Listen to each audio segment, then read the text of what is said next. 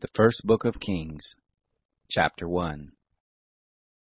Now King David was old and stricken in years, and they covered him with clothes, but he got no heat. Therefore his servants said to him, Let there be sought for my lord the king a young virgin, and let her stand before the king and cherish him, and let her lie in your bosom, that my lord the king may keep warm. So they sought for a beautiful young lady throughout all the borders of Israel, and found Abishag the Shunammite, and brought her to the king.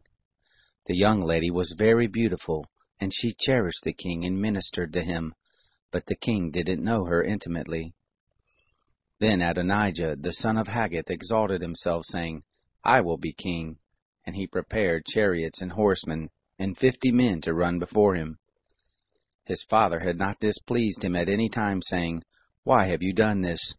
And he was also a very handsome man, and he was born after Absalom. He conferred with Joab the son of Zeruiah, and with Abiathar the priest, and they, following Adonijah, helped him. But Zadok the priest, and Benaiah the son of Jehoiada, and Nathan the prophet, and Shimei, and Rei, and the mighty men who belonged to David, were not with Adonijah. Adonijah killed sheep and oxen and fatlings by the stone of Zoheleth, which is beside En Rogel. And he called all his brothers the king's sons, and all the men of Judah the king's servants. But Nathan the prophet, and Benaiah, and the mighty men, and Solomon his brother he didn't call. Then Nathan spoke to Bathsheba the mother of Solomon, saying, Haven't you heard that Adonijah the son of Haggith reigns, and David our Lord doesn't know it? Now therefore come, please let me give you counsel, that you may save your own life, and the life of your son Solomon. Go and hurry in to King David, and tell him, Didn't you, my lord king, swear to your handmaid, saying, Assuredly Solomon your son shall reign after me, and he shall sit on my throne? Why then does Adonijah reign? Behold, while you yet there talk with the king, I also will come in behind you and confirm your words. Bathsheba went into the king's chamber, and the king was very old, and Abishag the Shunammite was ministering to the king. Bathsheba bowed, and did homage to the king. The king said, What do you want?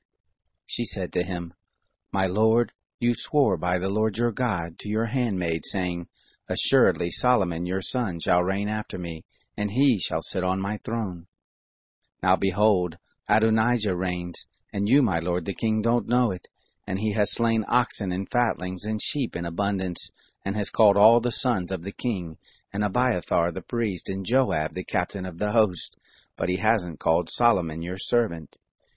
You, my lord the king, the eyes of all Israel are on you, that you should tell them who shall sit on the throne of my lord the king after him.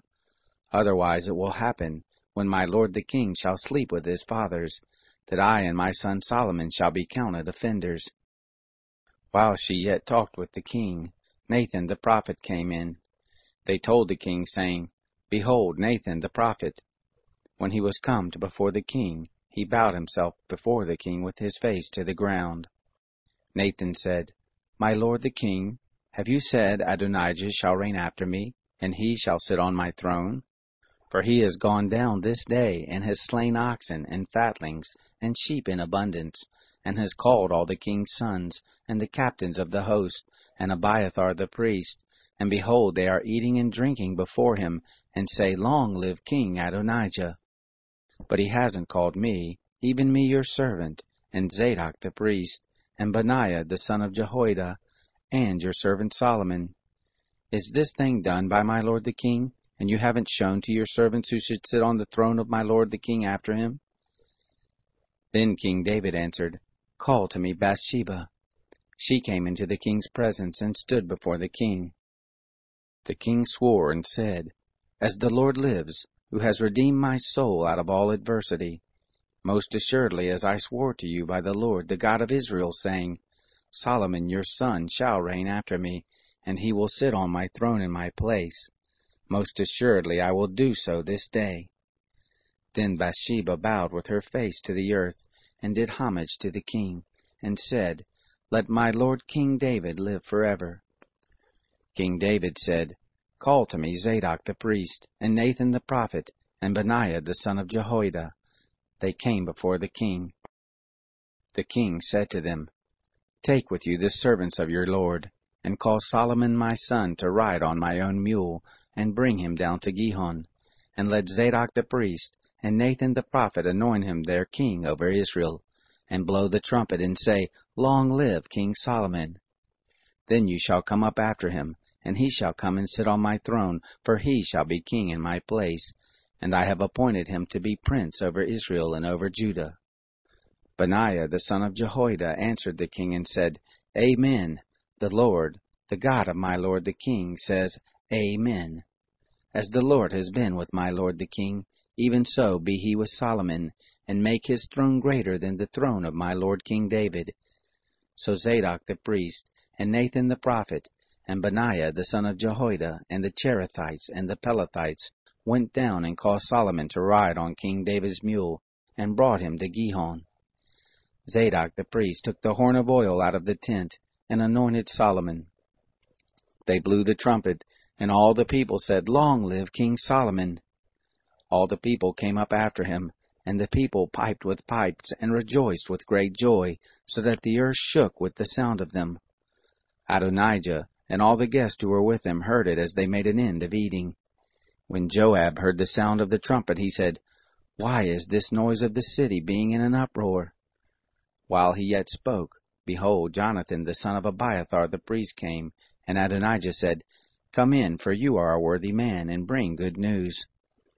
Jonathan answered Adonijah, Most assuredly our lord King David has made Solomon king, and the king has sent with him Zadok the priest, and Nathan the prophet, and Benaiah the son of Jehoiada, and the Cherethites and the Pelethites, and they have caused him to ride on the king's mule.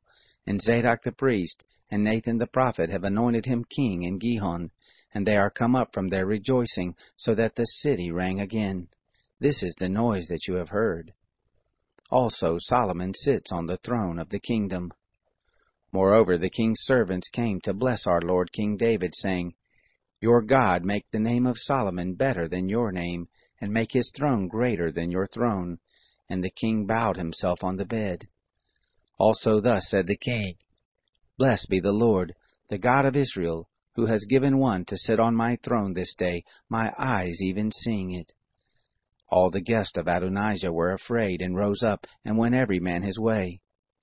Adonijah feared because of Solomon, and he arose and went and caught hold of the horns of the altar. It was told Solomon, saying, Behold, Adonijah fears King Solomon, for he has laid hold on the horns of the altar, saying, Let King Solomon swear to me first, that he will not kill his servant with the sword. Solomon said, If he shall show himself a worthy man, there shall not a hair of him fall to the earth, but if wickedness be found in him, he shall die. So King Solomon sent, and they brought him down from the altar.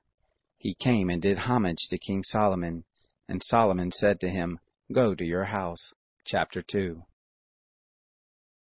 Now the days of David drew near that he should die, and he charged Solomon his son, saying, I am going the way of all the earth. Be strong, therefore, and show yourself a man, and keep the charge of the Lord your God, to walk in his ways, to keep his statutes and his commandments and his ordinances and his testimonies, according to that which is written in the law of Moses, that you may prosper in all that you do, and wherever you turn yourself, that the Lord may establish his word, which he spoke concerning me, saying, If your children take heed to their way, to walk before me in truth with all their heart and with all their soul, there shall not fail you a man on the throne of Israel. Moreover, you know also what Joab the son of Zeruiah did to me, even what he did to the 2 captains of the host of Israel, to Abner the son of Ner, and to Amasa the son of Jether, whom he killed, and shed the blood of war in peace, and put the blood of war on his sash that was about his loins, and in his shoes that were on his feet. Do therefore according to your wisdom, and don't let his gray head go down to Sheol in peace. But show kindness to the sons of Barzillai the Gileadite, and let them be of those who eat at your table. For they came to me when I fled from Absalom your brother. Behold, there is with you Shimei the son of Gera the Benjamite of Bahurim, who cursed me with a great curse in the day when I went to Mahanaim, but he came down to meet me at the Jordan, and I swore to him by the Lord, saying, I will not put you to death with the sword. Now therefore don't hold him guiltless, for you are a wise man, and you will know what you ought to do to him, and you shall bring his gray head down to Sheol with blood. David slept with his fathers, and was buried in the city of David. The days that David reigned over Israel were 40 years. 7 years he reigned in Hebron, and 33 years he reigned in Jerusalem. Solomon sat on the throne of David his father, and his kingdom was established greatly. Then Adonijah, the son of Haggith, came to Bathsheba, the mother of Solomon. She said, Do you come in peace? He said, In peace. He said, Moreover, I have something to tell you. She said, Say on. He said, You know that the kingdom was mine, and that all Israel set their faces on me that I should reign. However, the kingdom is turned about, and has become my brother's, for it was his from the Lord. Now I ask one petition of you, don't deny me. She said to him, Ask. He said, Please speak to Solomon the king, for he will not tell you no, that he give me Abishag the Shunammite as a wife. Bathsheba said, Well, I will speak for you to the king. Bathsheba therefore went to King Solomon to speak to him for Adonijah. The king rose up to meet her, and bowed himself to her, and sat down on his throne, and caused a throne to be set for the king's mother, and she sat on his right hand. Then she said, I have one small petition to ask of you. Please don't deny me. The king said to her, Ask on, my mother, for I will not deny you. She said, Let Abishag the Shunammite be given to Adonijah your brother as a wife. King Solomon answered his mother, Why do you ask Abishag the Shunammite for Adonijah? Ask for him the kingdom also, for he is my elder brother, even for him, and for Abiathar the priest, and for Joab the son of Zeruiah. Then King Solomon swore by the Lord, saying, God do so to me and more also, if Adonijah has not spoken this word against his own life. Now therefore, as the Lord lives, who has established me, and set me on the throne of David my father, and who has made me a house, as he promised, surely Adonijah shall be put to death this very day. King Solomon sent by Benaiah the son of Jehoiada, and he fell on him so that he died. To Abiathar the priest the king said, Go to Anathoth, to your own fields, for you are worthy of death, but I will not at this time put you to death, because you bear the ark of the Lord God before my father David, and because you were afflicted in all in which my father was afflicted. So Solomon thrust out Abiathar from being priest to the Lord, that he might fulfill the word of the Lord, which he spoke concerning the house of Eli in Shiloh. The news came to Joab, for Joab had turned after Adonijah, though he didn't turn after Absalom. Joab fled to the tent of the Lord, and caught hold on the horns of the altar. It was told King Solomon, Joab is fled to the tent of the Lord, and behold, he is by the altar. Then Solomon sent Benaiah the son of Jehoiada, saying, Go, fall on him. Benaiah came to the tent of meeting, and said to him, Thus says the king, Come out. He said, No, but I will die here. Benaiah brought the king word again, saying, Thus said Joab, and thus he answered me. The king said to him, Do as he has said, and fall on him, and bury him, that you may take away the blood, which Joab shed without cause, from me and from my father's house. The Lord will return his blood on his own head, because he fell on 2 men more righteous and better than he, and killed them with the sword, and my father David didn't know it. Even Abner, the son of Ner, captain of the host of Israel, and Amasa, the son of Jether, captain of the host of Judah. So shall their blood return on the head of Joab, and on the head of his seed forever. But to David, and to his seed, and to his house, and to his throne, shall there be peace forever from the Lord. Then Benaiah the son of Jehoiada went up, and fell on him, and killed him, and he was buried in his own house in the wilderness. The king put Benaiah the son of Jehoiada in his place over the host, and Zadok the priest did the king put in the place of Abiathar. The king sent and called for Shimei, and said to him, Build here a house in Jerusalem, and dwell there, and don't go forth from there anywhere. For on the day you go out, and pass over the brook Kidron. Know for certain that you shall surely die, and your blood shall be on your own head." Shimei said to the king, "The saying is good. As my lord the king has said, so will your servant do." Shimei lived in Jerusalem many days. It happened, at the end of 3 years, that 2 of the servants of Shimei ran away to Achish, son of Maacah, king of Gath. They told Shimei, saying, "Behold, your servants are in Gath." Shimei arose and saddled his donkey, and went to Gath to Achish to seek his servants, and Shimei went and brought his servants from Gath. It was told Solomon that Shimei had gone from Jerusalem to Gath and was come again. The king sent and called for Shimei and said to him, "Didn't I adjure you by the Lord, and protest to you, saying, Know for certain that on the day you go out and walk abroad anywhere, you shall surely die? And you said to me, The saying that I have heard is good. Why then have you not kept the oath of the Lord, and the commandment that I have charged you with?" The king also said to Shimei, "You know all the wickedness which is in your heart, that you did to David my father. Therefore the Lord shall return your wickedness on your own head. But King Solomon shall be blessed, and the throne of David shall be established before the Lord forever." So the king commanded Benaiah the son of Jehoiada, and he went out, and fell on him so that he died. The kingdom was established in the hand of Solomon. Chapter 3. Solomon made affinity with Pharaoh king of Egypt, and took Pharaoh's daughter, and brought her into the city of David, until he had made an end of building his own house, and the house of the Lord, and the wall of Jerusalem round about. Only the people sacrificed in the high places, because there was no house built for the name of the Lord until those days. Solomon loved the Lord, walking in the statutes of David his father. Only he sacrificed and burnt incense in the high places. The king went to Gibeon to sacrifice there, for that was the great high place. 1,000 burnt offerings did Solomon offer on that altar. In Gibeon the Lord appeared to Solomon in a dream by night, and God said, "Ask what I shall give you." Solomon said, "You have shown to your servant David my father great loving kindness, according as he walked before you in truth, and in righteousness, and in uprightness of heart with you. And you have kept for him this great loving kindness, that you have given him a son to sit on his throne, as it is this day. Now, O Lord my God, you have made your servant king instead of David my father, and I am but a little child. I don't know how to go out or come in. Your servant is in the midst of your people which you have chosen, a great people that can't be numbered nor counted for multitude. Give your servant therefore an understanding heart to judge your people, that I may discern between good and evil, for who is able to judge this your great people?" The speech pleased the Lord that Solomon had asked this thing.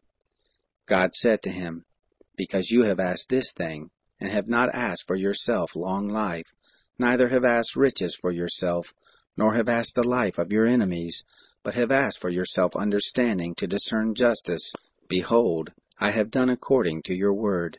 Behold, I have given you a wise and an understanding heart, so that there has been none like you before you, neither after you shall any arise like you.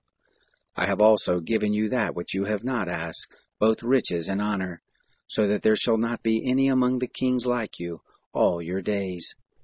If you will walk in my ways, to keep my statutes and my commandments, as your father David did walk, then I will lengthen your days." Solomon awoke, and behold, it was a dream, and he came to Jerusalem, and stood before the ark of the covenant of the Lord, and offered up burnt offerings, and offered peace offerings, and made a feast to all his servants. Then there came 2 women who were prostitutes to the king, and stood before him. The one woman said, "O my lord, I and this woman dwell in one house, and I was delivered of a child with her in the house. It happened the 3rd day after I was delivered, that this woman was delivered also, and we were together. There was no stranger with us in the house, save we 2 in the house. This woman's child died in the night because she laid on it. She arose at midnight, and took my son from beside me while your handmaid slept, and laid it in her bosom, and she laid her dead child in my bosom. When I rose up in the morning to give my child milk, behold, he was dead. But when I had looked at him in the morning, behold, it was not my son whom I bore. The other woman said, No, but the living is my son, and the dead is your son. The first replied, No, but the dead is your son, and the living is my son. This is what they spoke before the king. Then the king said, The one says, This is my son who lives, and your son is the dead. And the other says, No, but your son is the dead, and my son is the living.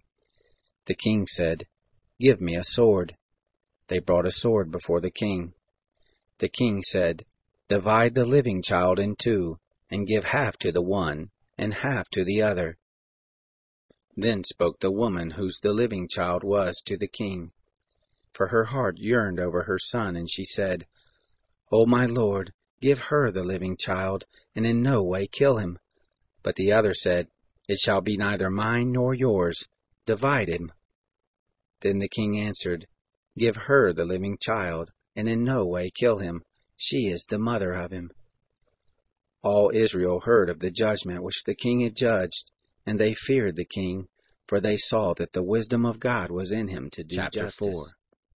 King Solomon was king over all Israel. These were the princes whom he had: Azariah, the son of Zadok the priest; Elihoreph and Ahijah, the sons of Shisha, scribes; Jehoshaphat, the son of Ahilud the recorder; and Benaiah, the son of Jehoiada, over the host; and Zadok and Abiathar were priests; and Azariah the son of Nathan was over the officers; and Zabud the son of Nathan was chief minister and the king's friend; and Ahishar was over the household; and Adoniram the son of Abda was over the men subject to forced labor. Solomon had 12 officers over all Israel, who provided food for the king and his household. Each man had to make provision for a month in the year. These are their names: Ben-Hur in the hill country of Ephraim, Ben-Deker in Makaz, and in Shalbim, and Beth-Shemesh, and Elon Beth-Hanan; Ben-Hesed in Araboth; to him belonged Socoh, and all the land of Hepher; Ben-Abinadab, in all the height of Dor; he had Taphath, the daughter of Solomon, as wife; Baana, the son of Ahilud, in Taanach, and Megiddo, and all Beth-Shean, which is beside Zarethan, beneath Jezreel, from Beth-Shean to Abel-Meholah, as far as beyond Jokmeam; Ben-Geber, in Ramoth-Gilead; to him belonged the towns of Jair, the sons of Manasseh, which are in Gilead; even to him belonged the region of Argob, which is in Bashan, 60 great cities with walls and brazen bars; Ahinadab, the son of Edo, in Mahanaim;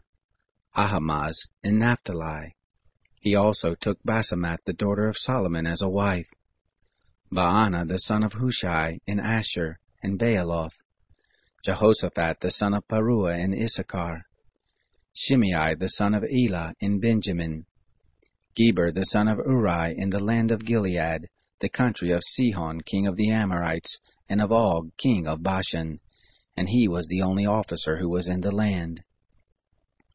Judah and Israel were many as the sand which is by the sea in number, eating and drinking, and making merry.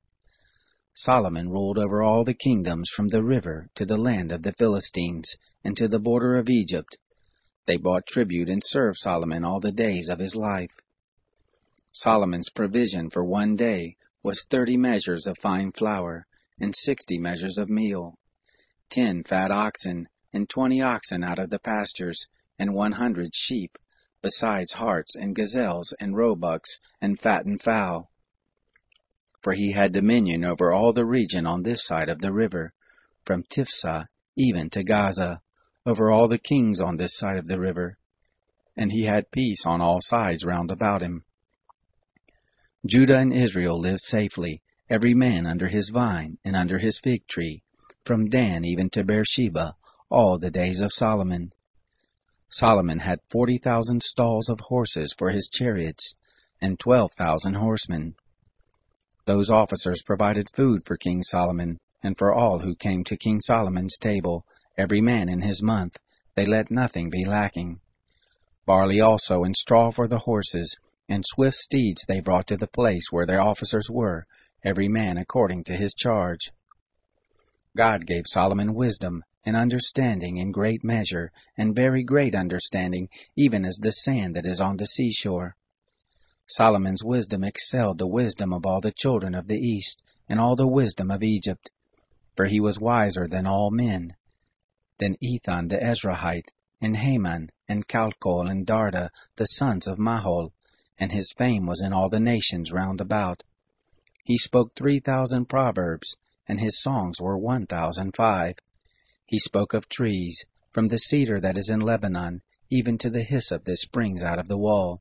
He spoke also of animals, and of birds, and of creeping things, and of fish.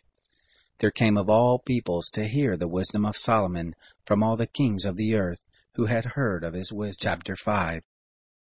Hiram, king of Tyre, sent his servants to Solomon, for he had heard that they had anointed him king in the place of his father, for Hiram was ever a lover of David. Solomon sent to Hiram, saying, You know how that David my father could not build a house for the name of the Lord his God, for the wars which were about him on every side, until the Lord put them under the soles of his feet. But now the Lord my God has given me rest on every side. There is neither adversary nor evil occurrence. Behold, I purpose to build a house for the name of the Lord my God, as the Lord spoke to David my father, saying, Your son, whom I will set on your throne in your place, he shall build the house for my name. Now therefore command that they cut me cedar trees out of Lebanon, and my servants shall be with your servants, and I will give you hire for your servants according to all you shall say, for you know there is not among us any who knows how to cut timber like the Sidonians. It happened, when Hiram heard the words of Solomon, that he rejoiced greatly, and said, Blessed be the Lord this day, who has given to David a wise son over this great people. Hiram sent to Solomon, saying, I have heard the message which you have sent to me. I will do all your desire concerning timbers of cedar, and concerning timbers of fir. My servants shall bring them down from Lebanon to the sea, and I will make them into rafts to go by sea to the place that you shall appoint me, and will cause them to be broken up there, and you shall receive them, and you shall accomplish my desire in giving food for my household. So Hiram gave Solomon timbers of cedar and timbers of fir according to all his desire. Solomon gave Hiram 20,000 measures of wheat for food for his household, and 20 measures of pure oil. This is what Solomon gave to Hiram year by year. The Lord gave Solomon wisdom as he promised him, and there was peace between Hiram and Solomon, and the two made a league together. King Solomon raised a levy out of all Israel, and the levy was 30,000 men. He sent them to Lebanon, 10,000 a month at a time. A month they were in Lebanon, and 2 months at home. Adoniram was over the men subject to forced labor. Solomon had 70,000 who bore burdens, and 80,000 who were stone cutters in the mountains, besides Solomon's chief officers who were over the work, 3,300, who bore rule over the people who labored in the work. The king commanded, and they hewed out great and costly stones, to lay the foundation of the house with work stone. Solomon's builders, and Hiram's builders, and the Gebalites did fashion them, and prepare the timber and the stones to build the house. Chapter 6. It happened in the 480th year after the children of Israel were come out of the land of Egypt, in the 4th year of Solomon's reign over Israel, in the month Ziv, which is the 2nd month, that he began to build the house of the Lord. The house which King Solomon built for the Lord, the length of it was 60 cubits, and the breadth of it 20 cubits, and the height of it 30 cubits. The porch before the temple of the house, 20 cubits was the length of it, according to the breadth of the house, and 10 cubits was the breadth of it before the house. For the house he made windows of fixed lattice work. Against the wall of the house he built stories round about, against the walls of the house round about, both of the temple and of the oracle, and he made side chambers round it. The nethermost story was 5 cubits broad, and the middle was 6 cubits broad, and the third was 7 cubits broad. For on the outside he made offsets in the wall of the house round about, that the beams should not have hold in the walls of the house.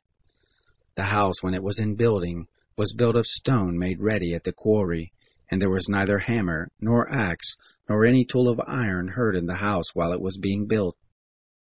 The door for the middle side chamber was in the right side of the house, and they went up by winding stairs into the middle story, and out of the middle into the third. So he built the house and finished it, and covered the house with beams and planks of cedar. He built the stories against all the house, each 5 cubits high, and they rested on the house with timbers of cedar.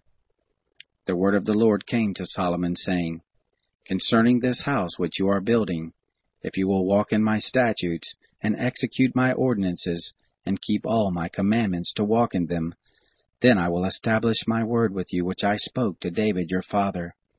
I will dwell among the children of Israel, and will not forsake my people Israel. So Solomon built the house and finished it. He built the walls of the house within with boards of cedar, from the floor of the house to the walls of the ceiling. He covered them on the inside with wood, and he covered the floor of the house with boards of fir. He built 20 cubits on the back part of the house with boards of cedar from the floor to the walls of the ceiling. He built them for it within for an oracle, even for the most holy place. The house, that is, the temple before the oracle, was 40 cubits long. There was cedar on the house within, carved with buds and open flowers. All was cedar. There was no stone seen. He prepared an oracle in the midst of the house within, to set there the ark of the covenant of the Lord. Within the oracle was a space of 20 cubits in length, and 20 cubits in breadth, and 20 cubits in the height of it, and he overlaid it with pure gold, and he covered the altar with cedar. So Solomon overlaid the house within with pure gold, and he drew chains of gold across before the oracle, and he overlaid it with gold. The whole house he overlaid with gold, until all the house was finished. Also the whole altar that belonged to the oracle he overlaid with gold. In the oracle he made 2 cherubim of olive wood, each 10 cubits high. 5 cubits was the one wing of the cherub, and 5 cubits the other wing of the cherub. From the uttermost part of the one wing to the uttermost part of the other were 10 cubits. The other cherub was 10 cubits. Both of the cherubim were of the same measure and form. The height of the one cherub was 10 cubits, and so was it of the other cherub. He set the cherubim within the inner house, and the wings of the cherubim were stretched forth, so that the wing of the one touched the one wall, and the wing of the other cherub touched the other wall, and their wings touched one another in the middle of the house. He overlaid the cherubim with gold. He carved all the walls of the house round about with carved figures of cherubim, and palm trees, and open flowers inside and outside. The floor of the house he overlaid with gold inside and outside. For the entrance of the oracle he made the doors of olive wood. The lintel and doorpost were a 5th part of the wall. So he made 2 doors of olive wood, and he carved on them carvings of cherubim, and palm trees, and open flowers, and overlaid them with gold. And he spread the gold on the cherubim and on the palm trees. So he also made for the entrance of the temple doorpost of olive wood, out of a 4th part of the wall, and 2 doors of fir wood. The 2 leaves of the one door were folding, and the 2 leaves of the other door were folding. He carved on them cherubim and palm trees and open flowers, and he overlaid them with gold fitted on the engraved work. He built the inner court with 3 courses of hewn stone, and a course of cedar beams. In the 4th year was the foundation of the house of the Lord laid, in the month of Ziv. In the 11th year, in the month Bul, which is the 8th month, was the house finished throughout all the parts of it, according to all the fashion of it. So he was 7 years in building it. Chapter 7. Solomon was building his own house 13 years, and he finished all his house. For he built the house of the forest of Lebanon, and the length of it was 100 cubits, and the breadth of it 50 cubits, and the height of it 30 cubits, on 4 rows of cedar pillars, with cedar beams on the pillars. It was covered with cedar above the 45 beams that were on the pillars, 15 in a row. There were beams in 3 rows, and a window was set over against window in 3 ranks. All the doors and posts were made square with beams, and windows were over against windows in 3 ranks. He made the porch of pillars. The length of it was 50 cubits, and the breadth of it 30 cubits, and a porch before them, and pillars, and a threshold before them. He made the porch of the throne where he was to judge, even the porch of judgment, and it was covered with cedar from floor to floor. his house where he was to dwell. The other court within the porch was of the same work. He made also a house for Pharaoh's daughter, whom Solomon had taken as a wife, like this porch. All of these were of costly stone, even of hewn stone according to measure, sawed with saws inside and outside, even from the foundation to the coping, and so on the outside to the great court. The foundation was of costly stones, even great stones, stones of 10 cubits, and stones of 8 cubits. Above were costly stones, even hewn stone, according to measure, and cedar wood. The great court round about had 3 courses of hewn stone, and a course of cedar beams, like as the inner court of the house of the Lord, and the porch of the house. King Solomon sent and fetched Hiram out of Tyre. He was the son of a widow of the tribe of Naphtali, and his father was a man of Tyre, a worker in brass, and he was filled with wisdom and understanding and skill, to work all works in brass. He came to King Solomon and performed all his work, for he fashioned the 2 pillars of brass, 18 cubits high apiece, and a line of 12 cubits compassed either of them about. He made 2 capitals of molten brass to set on the tops of the pillars. The height of the one capital was 5 cubits, and the height of the other capital was 5 cubits. There were nets of checkerwork and wreaths of chainwork for the capitals which were on top of the pillars, 7 for the one capital, and 7 for the other capital. So he made the pillars, and there were 2 rows round about on the one network, to cover the capitals that were on the top of the pillars, and so he did for the other capital. The capitals that were on the top of the pillars in the porch were of lily work, 4 cubits. There were capitals above also on the 2 pillars, close by the belly which was beside the network, and the pomegranates were 200, in rows round about on the other capital. He set up the pillars at the porch of the temple, and he set up the right pillar, and called the name of it Jachin, and he set up the left pillar, and called the name of it Boaz. On the top of the pillars was lily work, so was the work of the pillars finished. He made the molten sea of 10 cubits from brim to brim, round in form, and the height of it was 5 cubits, and a line of 30 cubits compassed it round about. Under the brim of it round about there were buds which did compass it, for 10 cubits, compassing the sea round about. The buds were in 2 rows, cast when it was cast. It stood on 12 oxen, 3 looking toward the north, and 3 looking toward the west, and 3 looking toward the south, and 3 looking toward the east, and the sea was set on them above, and all their hinder parts were inward. It was a handbreadth thick, and the brim of it was worked like the brim of a cup, like the flower of a lily. It held 2,000 baths. He made the 10 bases of brass. 4 cubits was the length of one base, and 4 cubits the breadth of it, and 3 cubits the height of it. The work of the bases was on this manner. They had panels, and there were panels between the ledges, and on the panels that were between the ledges were lions, oxen, and cherubim. And on the ledges there was a pedestal above, and beneath the lions and oxen were wreaths of hanging work. Every base had 4 brazen wheels and axles of brass, and the 4 feet of it had supports. Beneath the basin were the supports molten, with wreaths at the side of each. The mouth of it within the capital and above was a cubit, and the mouth of it was round after the work of a pedestal, 1.5 cubits, and also on the mouth of it were engravings, and their panels were 4 square, not round. The 4 wheels were underneath the panels, and the axle of the wheels were in the base, and the height of a wheel was 1.5 cubits. The work of the wheels was like the work of a chariot wheel. Their axles and their rims and their spokes and their naves were all molten brass. There were 4 supports at the 4 corners of each base. The supports of it were the base itself. In the top of the base was there a round compass 0.5 cubit high, and on the top of the base the stays of it and the panels of it were of the same. On the plate of the stays and on the panels he engraved cherubims, lions, and palm trees, according to the space of each, with wreaths round about. After this manner he made the 10 bases. All of them had 1 casting, 1 measure, and 1 form. He made also 10 basins of brass.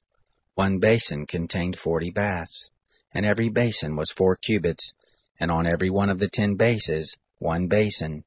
He set the bases, 5 on the right side of the house, and 5 on the left side of the house, And he set the sea on the right side of the house eastward toward the south.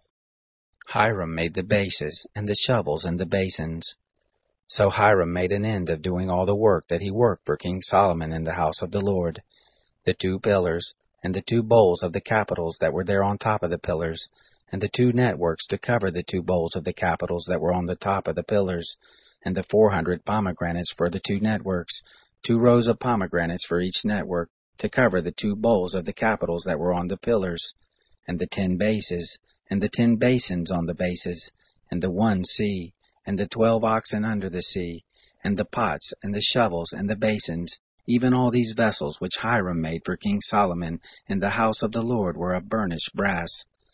In the plain of the Jordan did the king cast them, in the clay ground between Succoth and Zerathon. Solomon left all the vessels unweighed, because they were exceedingly many. The weight of the brass could not be found out. Solomon made all the vessels that were in the house of the Lord, the golden altar, and the table whereupon the showbread was of gold, and the lampstands, 5 on the right side and 5 on the left before the oracle, of pure gold, and the flowers and the lamps and the tongs of gold, and the cups and the snuffers and the basins and the spoons and the fire pans of pure gold, and the hinges, both for the doors of the inner house, the most holy place, and for the doors of the house, even of the temple, of gold. Thus all the work that King Solomon worked in the house of the Lord was finished. Solomon brought in the things which David his father had dedicated, even the silver and the gold and the vessels, and put them in the treasuries of the house of the Lord. Chapter 8.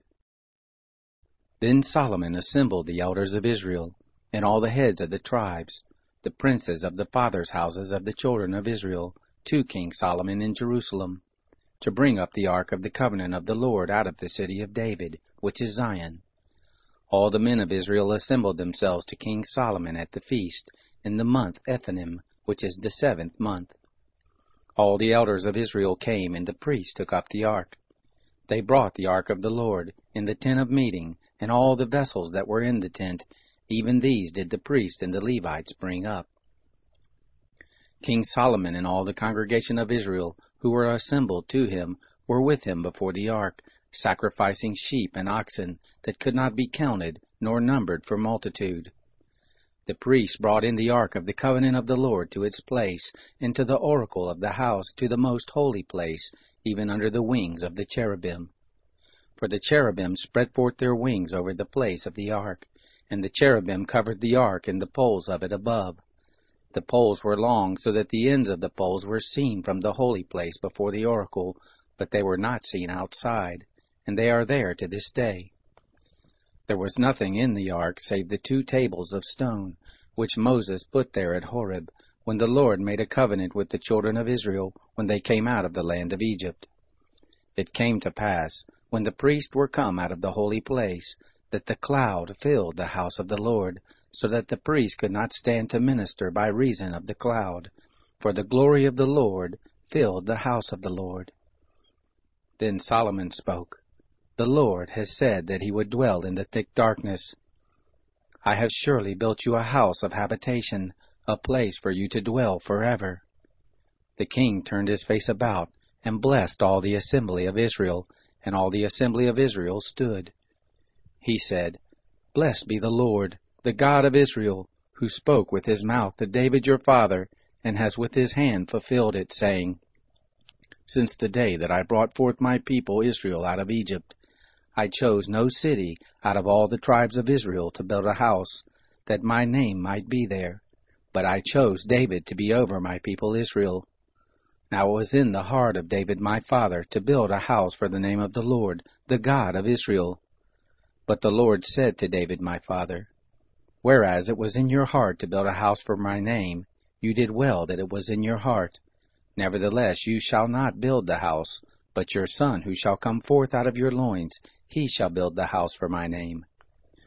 The Lord has established his word that he spoke. For I have risen up in the place of David my father, and sit on the throne of Israel as the Lord promised, and have built the house for the name of the Lord, the God of Israel. There I have set a place for the ark, in which is the covenant of the Lord, which he made with our fathers, when he brought them out of the land of Egypt.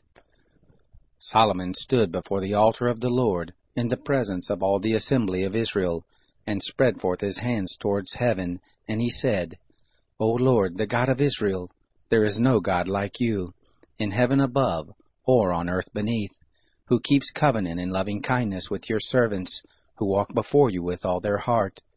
You have kept with your servant David my father that which you did promise him. Yes, you spoke with your mouth, and have fulfilled it with your hand, as it is this day. Now therefore, O Lord, God of Israel, keep with your servant David my father that which you have promised him, saying, There shall not fail you a man in my sight to sit on the throne of Israel, if only your children take heed to their way, to walk before me as you have walked before me. Now therefore, God of Israel, please let your words be verified which you spoke to your servant David my father. But will God in very deed dwell on the earth? Behold, heaven and the heaven of heavens can't contain you, how much less this house that I have built. Yet have respect for the prayer of your servant, and for his supplication, O Lord my God, to listen to the cry and to the prayer which your servant prays before you this day, that your eyes may be open toward this house night and day, even toward the place of which you have said, My name shall be there, to listen to the prayer which your servant shall pray towards this place. Listen to the supplication of your servant and of your people Israel, when they shall pray toward this place, yes, here in heaven your dwelling place, and when you hear, forgive. If a man sins against his neighbor, and an oath be laid on him to cause him to swear, and he come and swear before you in the altar in this house, then hear in heaven and do, and judge your servants, condemning the wicked to bring his way on his own head, and justifying the righteous to give him according to his righteousness. When your people Israel are struck down before the enemy, because they have sinned against you, if they turn again to you and confess your name and pray and make supplication to you in this house, then hear from heaven and forgive the sin of your people Israel, and bring them again to the land which you gave their fathers. When the sky is shut up, and there is no rain, because they have sinned against you, if they pray toward this place and confess your name, and turn from their sin when you do afflict them, then hear in heaven, and forgive the sin of your servants and of your people Israel, when you teach them the good way in which they should walk, and send rain on your land, which you have given to your people for an inheritance. If there be in the land famine, if there be pestilence, if there be blasting or mildew, locust or caterpillar, if their enemy besiege them in the land of their cities, whatever plague, whatever sickness there be, whatever prayer and supplication be made by any man, or by all your people Israel, who shall know every man the plague of his own heart, and spread forth his hand toward his house, then please hear in heaven your dwelling place, and forgive, and do and render to every man according to all his ways, whose heart you know. For you, even only you, know the hearts of all the children of men, that they may fear you all the days that they live in the land which you gave to our fathers. Moreover, concerning the foreigner, who is not of your people Israel, when he shall come out of a far country for your name's sake, for they shall hear of your great name, and of your mighty hand, and of your outstretched arm, when he shall come and pray toward his house, hear in heaven your dwelling place, and do according to all that the foreigner calls to you for, that all the peoples of the earth may know your name, to fear you, as does your people Israel, and that they may know that this house which I have built is called by your name. If your people go out to battle against their enemy, by whatever way you shall send them, and they pray to the Lord toward the city which you have chosen, and toward the house which I have built for your name, then hear in heaven their prayer and their supplication, and maintain their cause. If they sin against you, for there is no man who doesn't sin, and you are angry with them and deliver them to the enemy, so that they carry them away captive to the land of the enemy, far off or near, yet if they shall repent themselves in the land where they are carried captive, and turn again, and make supplication to you in the land of those who carried them captive, saying, We have sinned, and done perversely, we have dealt wickedly. If they return to you with all their heart, and with all their soul in the land of their enemies, who carried them captive, and pray to you toward their land which you gave to their fathers, the city which you have chosen, and the house which I have built for your name, then hear their prayer and their supplication in heaven your dwelling place, and maintain their cause, and forgive your people who have sinned against you, and all their transgressions in which they have transgressed against you, and give them compassion before those who carried them captive, that they may have compassion on them. For they are your people, and your inheritance, which you brought forth out of Egypt, from the midst of the furnace of iron, that your eyes may be opened to the supplication of your servant, and to the supplication of your people Israel, to listen to them whenever they cry to you. For you did separate them from among all the peoples of the earth to be your inheritance, as you spoke by Moses your servant, when you brought our fathers out of Egypt, O Lord God. It was so, that when Solomon had made an end of praying all this prayer and supplication to the Lord, he arose from before the altar of the Lord, from kneeling on his knees with his hands spread forth toward heaven. He stood and blessed all the assembly of Israel with a loud voice, saying, Blessed be the Lord, who has given rest to his people Israel, according to all that he promised. There has not failed one word of all his good promise, which he promised by Moses his servant. The Lord our God be with us, as he was with our fathers. Let him not leave us nor forsake us, that he may incline our hearts to him, to walk in all his ways, and to keep his commandments, and his statutes, and his ordinances, which he commanded our fathers. Let these my words, with which I have made supplication before the Lord, be near to the Lord our God day and night, that he maintain the cause of his servant, and the cause of his people Israel, as every day shall require. That all the peoples of the earth may know that the Lord, he is God, there is none else. Let your heart therefore be perfect with the Lord our God, to walk in his statutes, and to keep his commandments as at this day.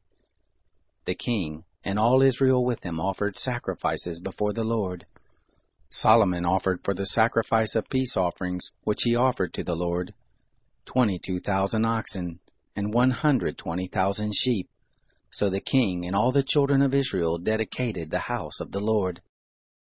The same day did the king make the middle of the court holy, that was before the house of the Lord.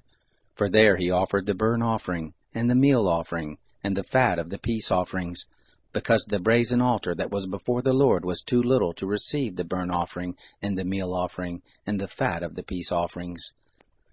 So Solomon held a feast at that time, and all Israel with him, a great assembly, from the entrance of Hamath to the brook of Egypt, before the Lord our God, 7 days, and 7 days, even 14 days.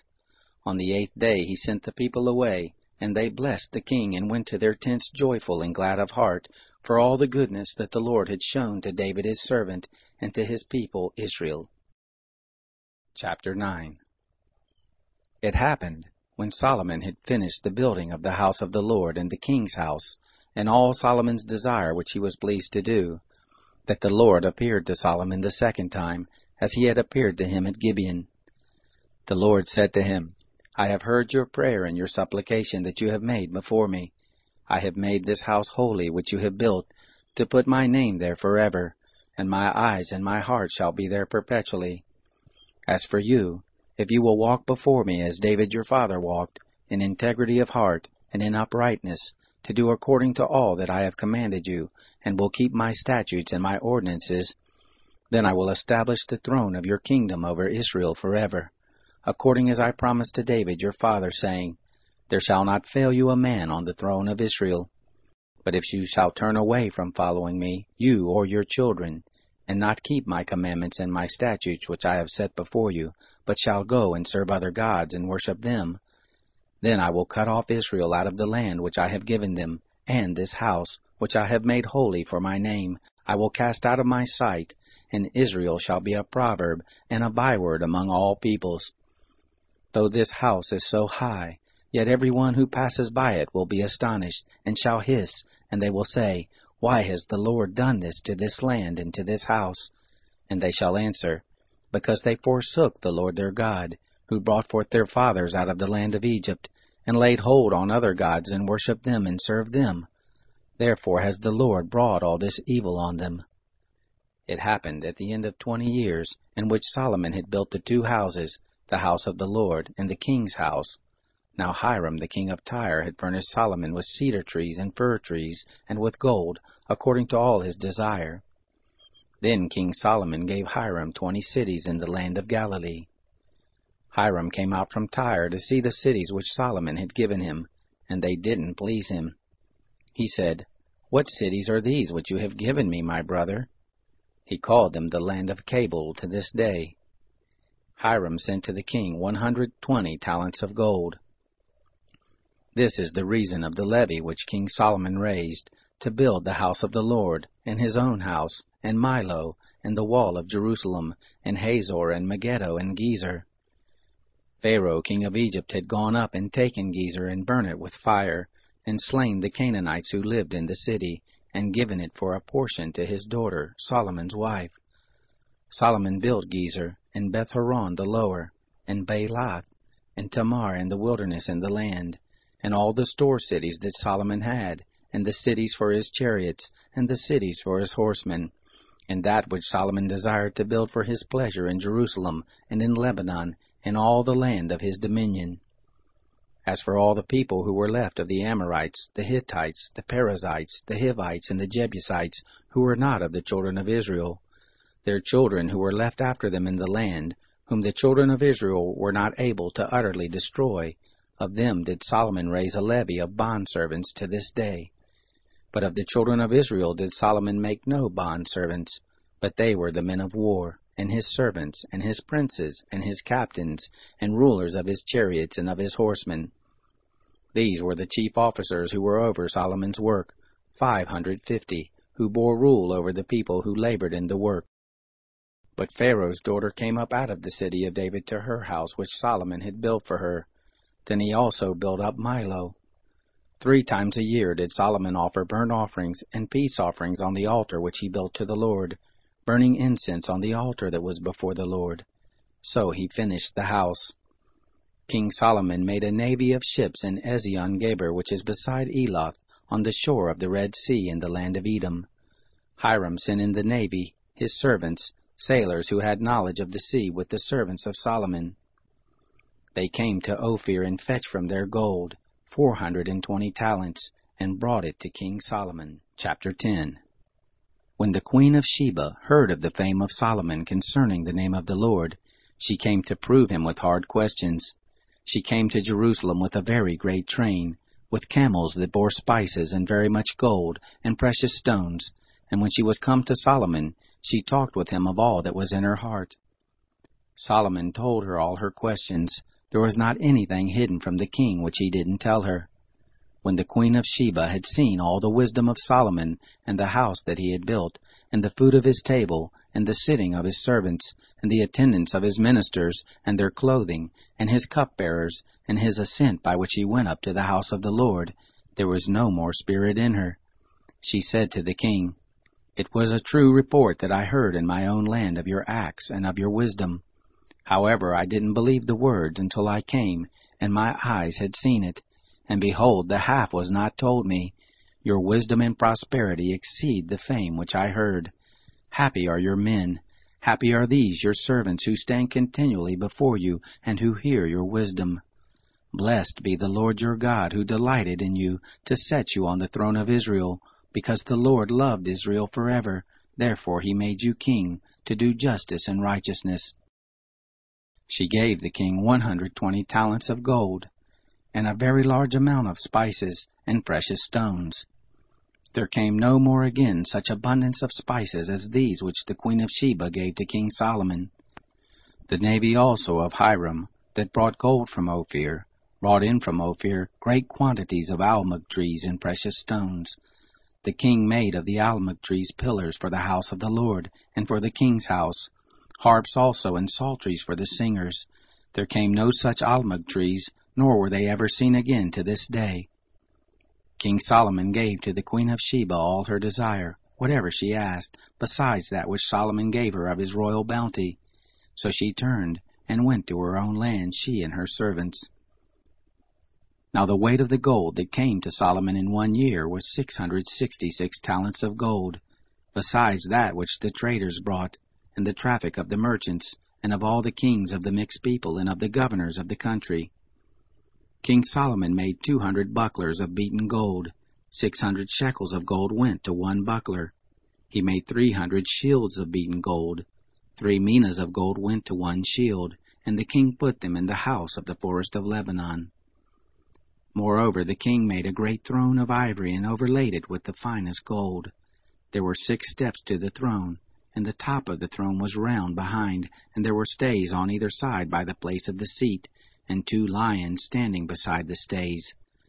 12 lions stood there on the one side, and on the other, on the 6 steps.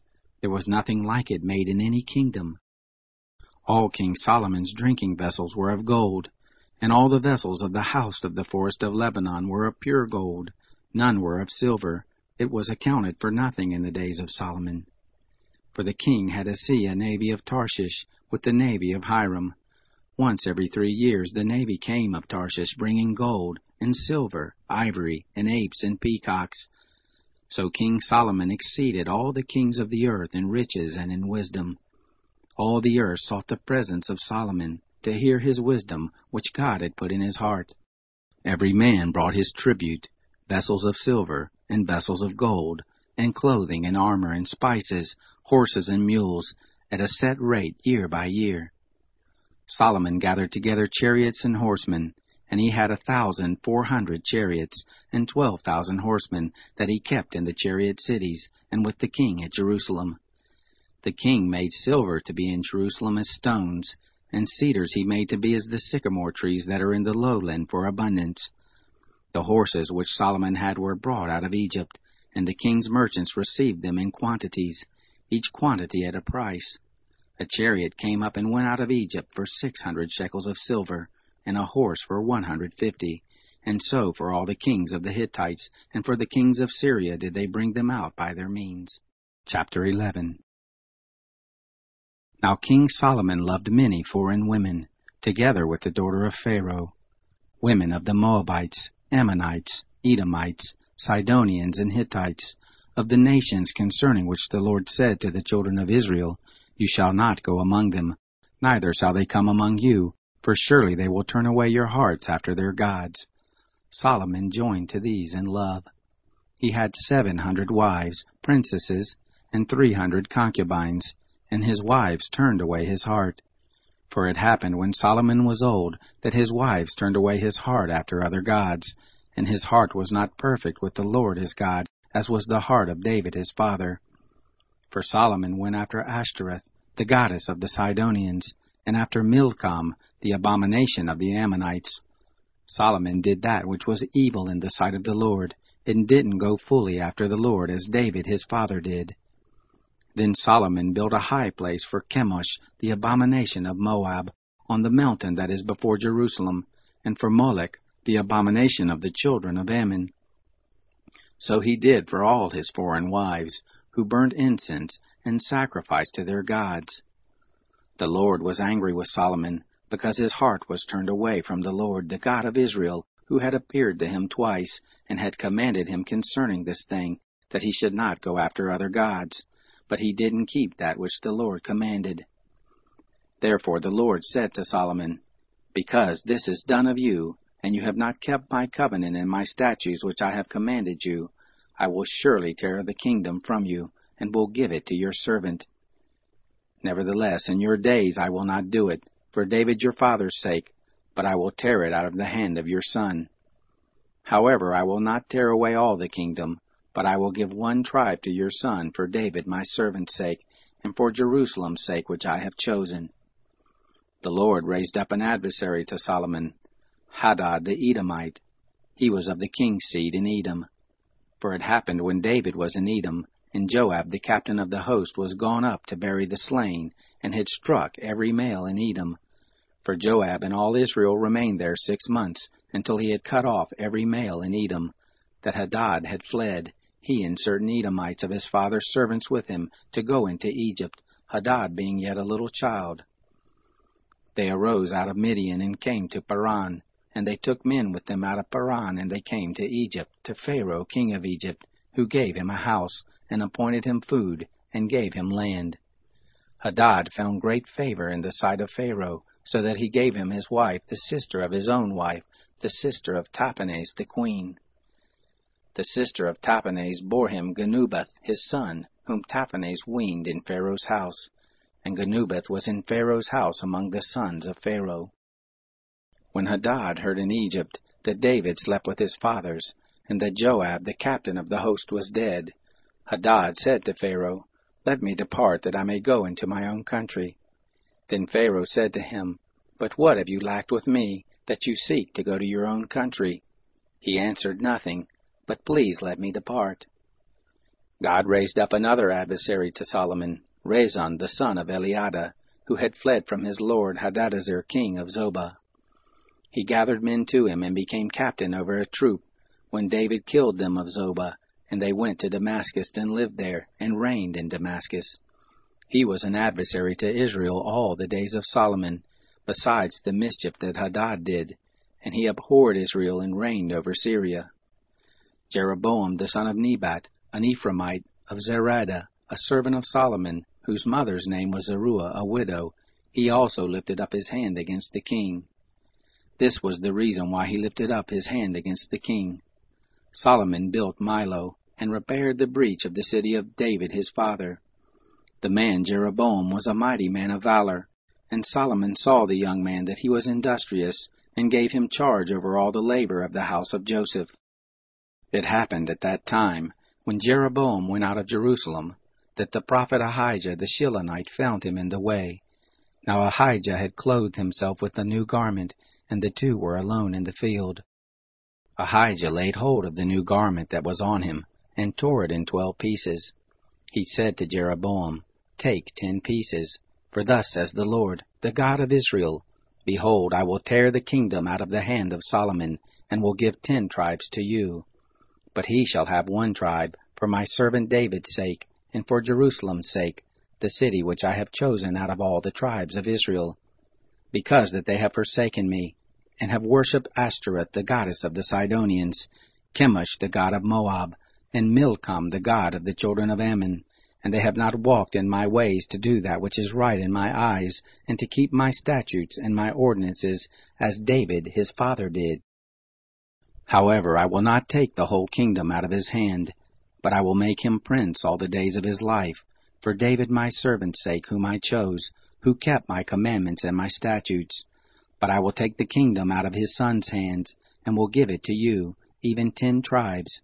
To his son I will give 1 tribe, that David my servant may have a lamp always before me in Jerusalem, the city which I have chosen to me to put my name there.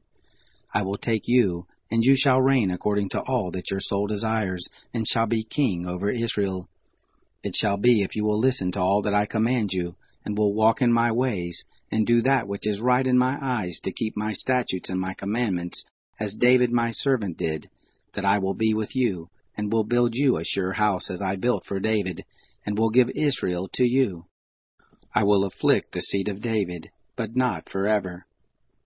Solomon sought therefore to kill Jeroboam, but Jeroboam arose and fled into Egypt, to Shishak king of Egypt, and was in Egypt until the death of Solomon. Now the rest of the acts of Solomon, and all that he did, and his wisdom, aren't they written in the book of the acts of Solomon? The time that Solomon reigned in Jerusalem over all Israel was 40 years. Solomon slept with his fathers, and was buried in the city of David his father, and Rehoboam his son reigned in his place. Chapter 12. Rehoboam went to Shechem, for all Israel was come to Shechem to make him king. It happened, when Jeroboam the son of Nebat heard of it, for he was yet in Egypt, where he had fled from the presence of King Solomon, and Jeroboam lived in Egypt, and they sent and called him, that Jeroboam and all of the assembly of Israel came, and spoke to Rehoboam, saying, "Your father made our yoke grievous. Now therefore make the grievous service of your father, and his heavy yoke which he put on us, lighter, and we will serve you." He said to them, "Depart for 3 days, and then come back to me." The people departed. King Rehoboam took counsel with the old men, who had stood before Solomon his father while he yet lived, saying, "What counsel do you give me to return answer to this people?" They spoke to him, saying, "If you will be a servant to this people this day, and will serve them, and answer them, and speak good words to them, then they will be your servants forever. But he forsook the counsel of the old men which they had given him, and took counsel with the young men who had grown up with him, who stood before him. He said to them, What counsel do you give, that we may return answer to this people who have spoken to me, saying, Make the yoke that your father did put on us lighter? The young men who had grown up with him spoke to him, saying, This is what you shall tell this people who spoke to you, saying, Your father made our yoke heavy, but you make it lighter. This is what you shall tell them. My little finger is thicker than my father's loins. Now whereas my father did lay you with a heavy yoke, I will add to your yoke. My father chastised you with whips, but I will chastise you with scorpions.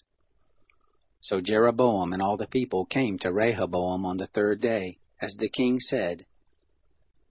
The king answered the people roughly, and forsook the counsel of the old men which they had given him, and spoke to them after the counsel of the young men, saying, My father made your yoke heavy, but I will add to your yoke.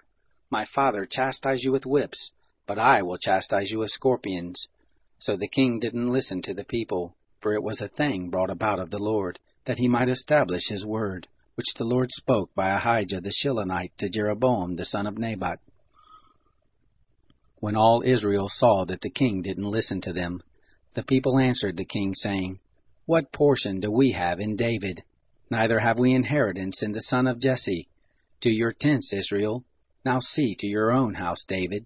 So Israel departed to their tents. But as for the children of Israel who lived in the cities of Judah, Rehoboam reigned over them. Then King Rehoboam sent Adoram, who was over the men subject to forced labor, and all Israel stoned him to death with stones. King Rehoboam made speed to go up to his chariot and flee to Jerusalem. So Israel rebelled against the house of David to this day. It happened when all Israel heard that Jeroboam was returned, that they sent and called him to the congregation, and made him king over all Israel. There was none who followed the house of David, but the tribe of Judah only. When Rehoboam was come to Jerusalem, he assembled all the house of Judah and the tribe of Benjamin, 180,000 chosen men who were warriors, to fight against the house of Israel, to bring the kingdom again to Rehoboam the son of Solomon.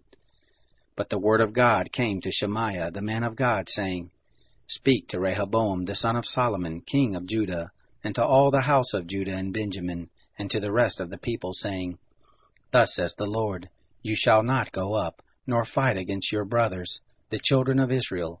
Return every man to his house, for this thing is of me. So they listened to the word of the Lord, and returned and went their way, according to the word of the Lord. Then Jeroboam built Shechem in the hill country of Ephraim, and lived there. And he went out from there and built Penuel. Jeroboam said in his heart, Now will the kingdom return to the house of David, if this people go up to offer sacrifices in the house of the Lord at Jerusalem. Then will all the heart of this people turn again to their Lord, even to Rehoboam king of Judah, and they will kill me, and return to Rehoboam king of Judah.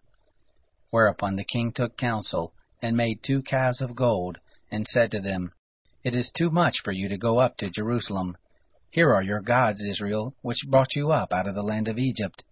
He set the one in Bethel, and the other he put in Dan. This thing became a sin, for the people went to worship before the one, even to Dan. He made houses of high places, and made priests from among all the people who were not of the sons of Levi. Jeroboam ordained a feast in the 8th month, on the 15th day of the month, like the feast that is in Judah, and he went up to the altar. So he did in Bethel, sacrificing to the calves that he had made, and he placed in Bethel the priest of the high places that he had made. He went up to the altar which he had made in Bethel on the 15th day in the 8th month, even in the month which he had devised of his own heart, and he ordained a feast for the children of Israel, and went up to the altar to burn incense. Chapter 13. Behold, there came a man of God out of Judah by the word of the Lord to Bethel, and Jeroboam was standing by the altar to burn incense. He cried against the altar by the word of the Lord, and said, Altar, altar, thus says the Lord, Behold, a son shall be born to the house of David, Josiah by name, and on you shall he sacrifice the priest of the high places, who burn incense on you, and men's bones shall they burn on you. He gave a sign the same day, saying, This is the sign which the Lord has spoken. Behold, the altar shall be torn, and the ashes that are on it shall be poured out. It happened, when the king heard the saying of the man of God, which he cried against the altar in Bethel, that Jeroboam put forth his hand from the altar, saying, Lay hold on him. His hand, which he put forth against him, dried up, so that he could not draw it back to him again. The altar also was torn, and the ashes poured out from the altar, according to the sign which the man of God had given by the word of the Lord. The king answered the man of God, Ask now the favor of the Lord your God, and pray for me, that my hand may be restored again. The man of God entreated the Lord, and the king's hand was restored to him again, and became as it was before. The king said to the man of God, Come home with me and refresh yourself, and I will give you a reward. The man of God said to the king, If you will give me half your house, I will not go in with you, neither will I eat bread, nor drink water in this place. For so was it charged me by the word of the Lord, saying, You shall eat no bread, nor drink water, neither return by the way that you came. So he went another way, and didn't return by the way he came to Bethel. Now there lived an old prophet in Bethel, and one of his sons came and told him all the works that the man of God had done that day in Bethel. The words which he had spoken to the king, they also told to their father. Their father said to them, Which way did he go? Now his sons had seen which way the man of God went, who came from Judah. He said to his sons, Saddle up the donkey. So they saddled the donkey, and he rode on it. He went after the man of God, and found him sitting under an oak, and he said to him, Are you the man of God who came from Judah? He said, I am. Then he said to him, Come home with me, and eat bread.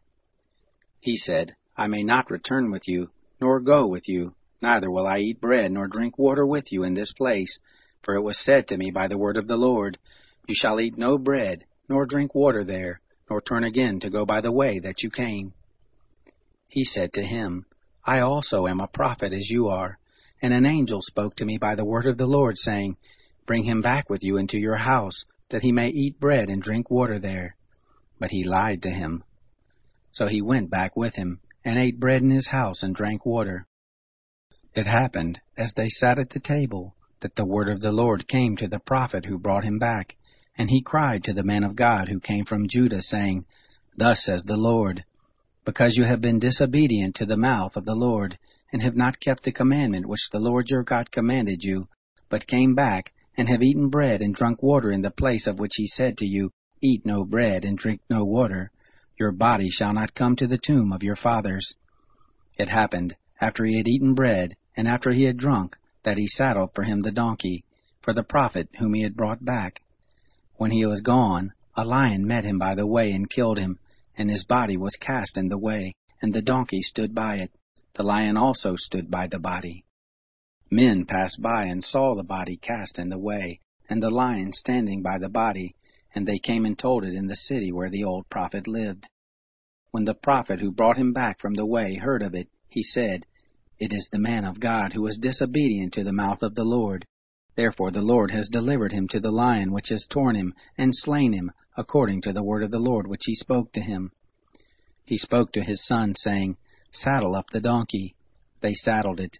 He went and found his body cast in the road, and the donkey and the lion standing by the body.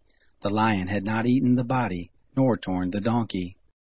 The prophet took up the body of the man of God, and laid it on the donkey, and brought it back, and he came to the city of the old prophet, to mourn and to bury him. He laid his body in his own grave, and they mourned over him, saying, Alas, my brother! It happened, after he had buried him, that he spoke to his son, saying, When I am dead, then bury me in the tomb in which the man of God is buried. Lay my bones beside his bones. For the saying which he cried by the word of the Lord against the altar in Bethel, and against all the houses of the high places which are in the cities of Samaria, shall surely happen. After this thing, Jeroboam didn't return from his evil way, but made again from among all the peoples priest of the high places. Whoever would, he consecrated him, that there might be priest of the high places. This thing became sin to the house of Jeroboam, even to cut it off, and to destroy it from off the surface of the earth. Chapter 14. At that time Abijah, the son of Jeroboam, fell sick. Jeroboam said to his wife, "Please get up and disguise yourself, that you not be known to be the wife of Jeroboam, and go to Shiloh. Behold, there is Ahijah the prophet, who spoke concerning me that I should be king over this people. Take with you 10 loaves and cakes, and a jar of honey, and go to him. He will tell you what shall become of the child." Jeroboam's wife did so, and arose and went to Shiloh, and came to the house of Ahijah. Now Ahijah could not see, for his eyes were set by reason of his age. The Lord said to Ahijah, "Behold, the wife of Jeroboam comes to inquire of you concerning her son, for he is sick. Thus and thus shall you tell her, for it will be, when she comes in, that she will feign herself to be another woman."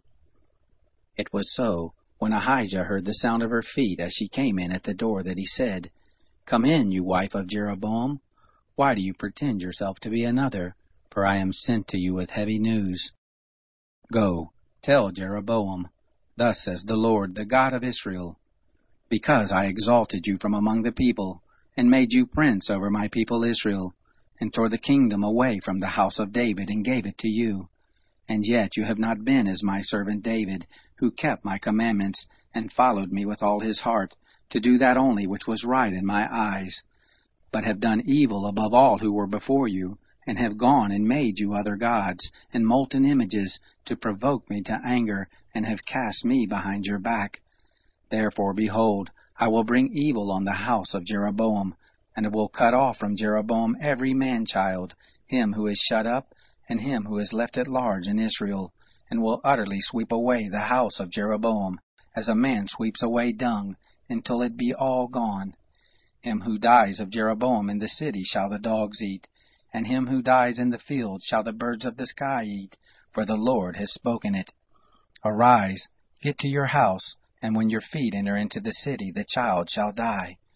All Israel shall mourn for him and bury him, for he only of Jeroboam shall come to the grave, because in him there is found some good thing toward the Lord, the God of Israel, in the house of Jeroboam. Moreover, the Lord will raise him up a king over Israel, who shall cut off the house of Jeroboam that day. But what, even now? For the Lord will strike Israel, as a reed is shaken in the water, and he will root up Israel out of this good land which he gave to their fathers, and will scatter them beyond the river, because they have made their Asherim, provoking the Lord to anger. He will give up Israel because of the sins of Jeroboam, which he has sinned, and with which he has made Israel to sin. Jeroboam's wife arose and departed, and came to Tisra, and as she came to the threshold of the house, the child died. All Israel buried him and mourned for him, according to the word of the Lord, which he spoke by his servant Ahijah the prophet. The rest of the acts of Jeroboam, how he warred and how he reigned, behold, they are written in the book of the Chronicles of the kings of Israel. The days which Jeroboam reigned were 22 years, and he slept with his fathers, and Nadab his son reigned in his place. Rehoboam the son of Solomon reigned in Judah. Rehoboam was 41 years old when he began to reign, and he reigned 17 years in Jerusalem, the city which the Lord had chosen out of all the tribes of Israel, to put his name there. And his mother's name was Naamah the Ammonitess. Judah did that which was evil in the sight of the Lord, and they provoked him to jealousy with their sins which they committed, and above all that their fathers had done.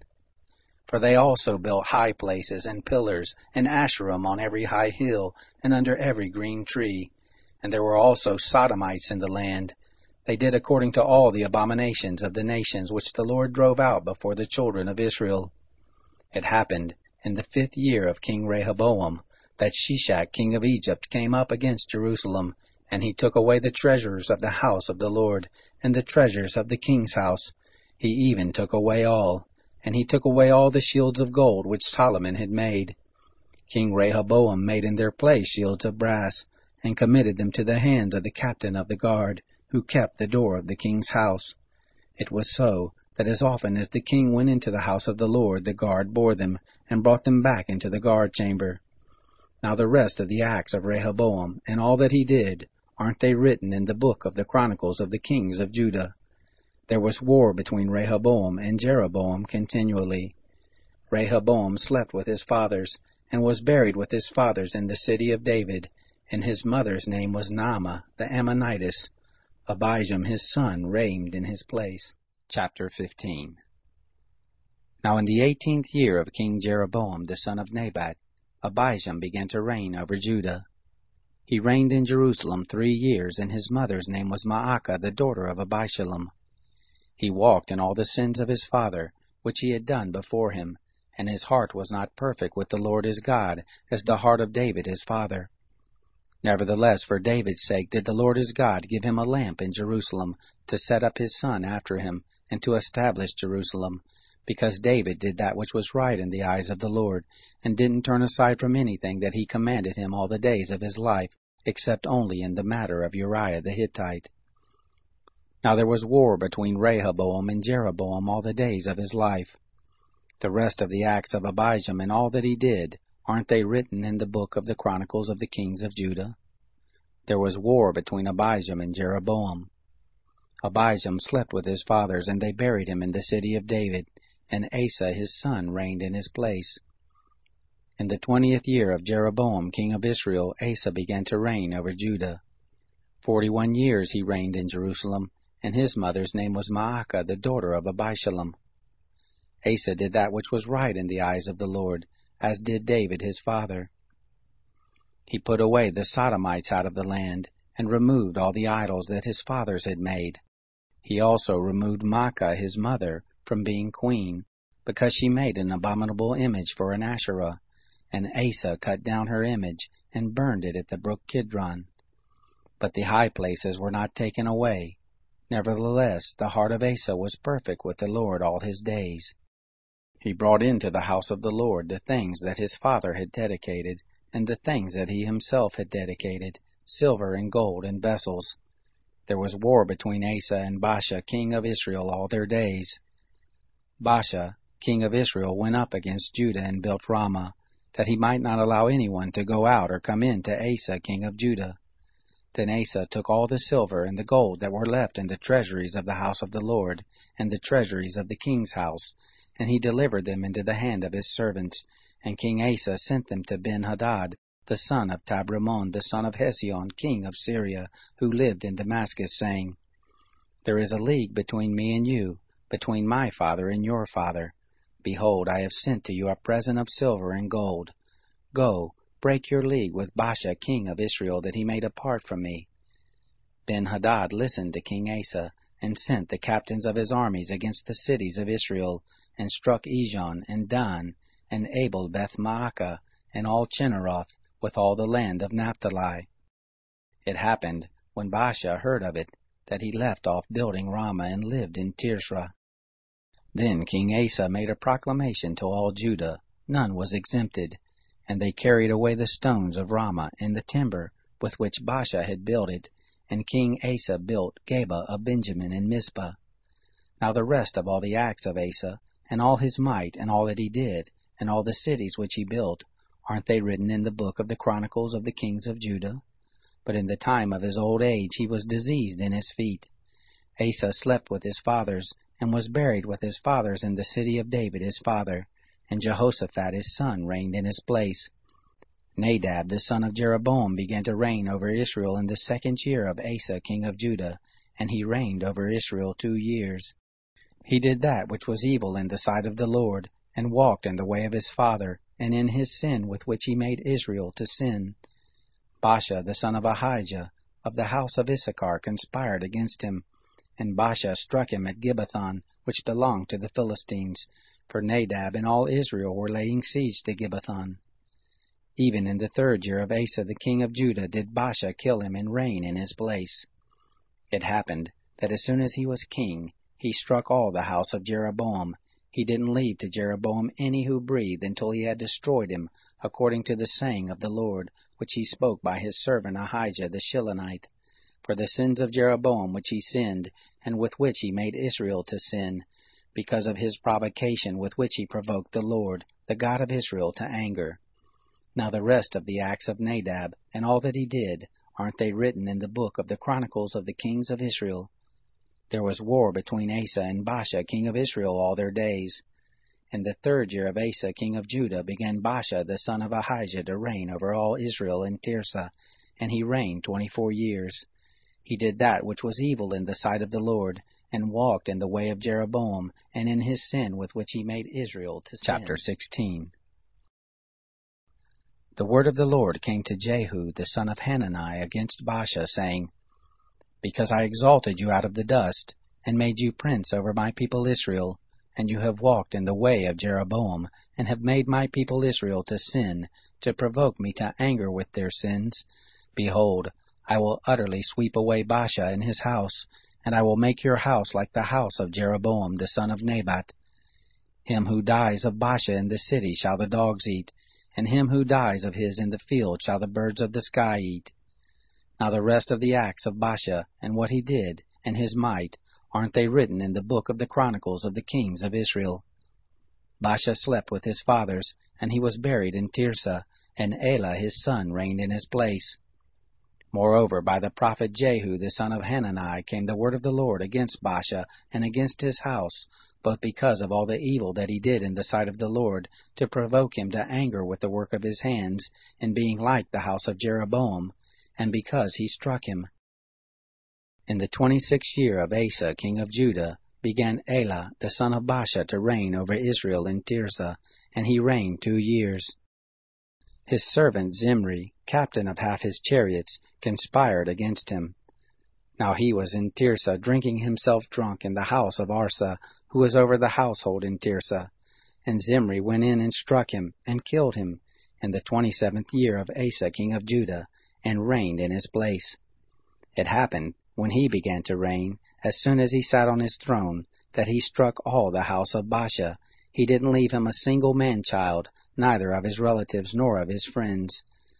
Thus Zimri did destroy all the house of Baasha, according to the word of the Lord, which he spoke against Baasha by Jehu the prophet, for all the sins of Baasha, and the sins of Elah his son, which they sinned, and with which they made Israel to sin, to provoke the Lord, the God of Israel, to anger with their vanities. Now the rest of the acts of Elah and all that he did, aren't they written in the book of the chronicles of the kings of Israel? In the 27th year of Asa king of Judah did Zimri reign 7 days in Tirzah. Now the people were encamped against Gibbethon, which belonged to the Philistines. The people who were encamped heard say, Zimri has conspired, and has also struck the king. Therefore all Israel made Omri the captain of the host king over Israel that day in the camp. Omri went up from Gibbethon, and all Israel with him, and they besieged Tirzah.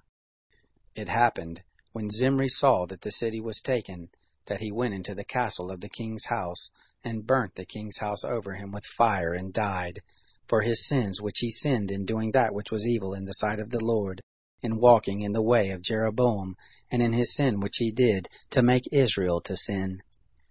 Now the rest of the acts of Zimri, and his treason that he did, aren't they written in the book of the chronicles of the kings of Israel? Then were the people of Israel divided into 2 parts. Half of the people followed Tibni the son of Ginath, to make him king, and half followed Omri. But the people who followed Omri prevailed against the people who followed Tibni the son of Ginath, so Tibni died, and Omri reigned. In the 31st year of Asa king of Judah, Omri began to reign over Israel, and he reigned 12 years. 6 years he reigned in Tisra. He bought the hill Samaria of Shemer for 2 talents of silver, and he built on the hill, and called the name of the city which he built after the name of Shemer the owner of the hill, Samaria. Omri did that which was evil in the sight of the Lord, and dealt wickedly above all who were before him. For he walked in all the way of Jeroboam the son of Nebat, and in his sins with which he made Israel to sin, to provoke the Lord, the God of Israel, to anger with their vanities. Now the rest of the acts of Omri which he did, and his might that he showed, aren't they written in the books of the chronicles of the kings of Israel? So Omri slept with his fathers, and was buried in Samaria, and Ahab his son reigned in his place. In the 38th year of Asa king of Judah, Ahab the son of Omri began to reign over Israel, and Ahab the son of Omri reigned over Israel in Samaria 22 years.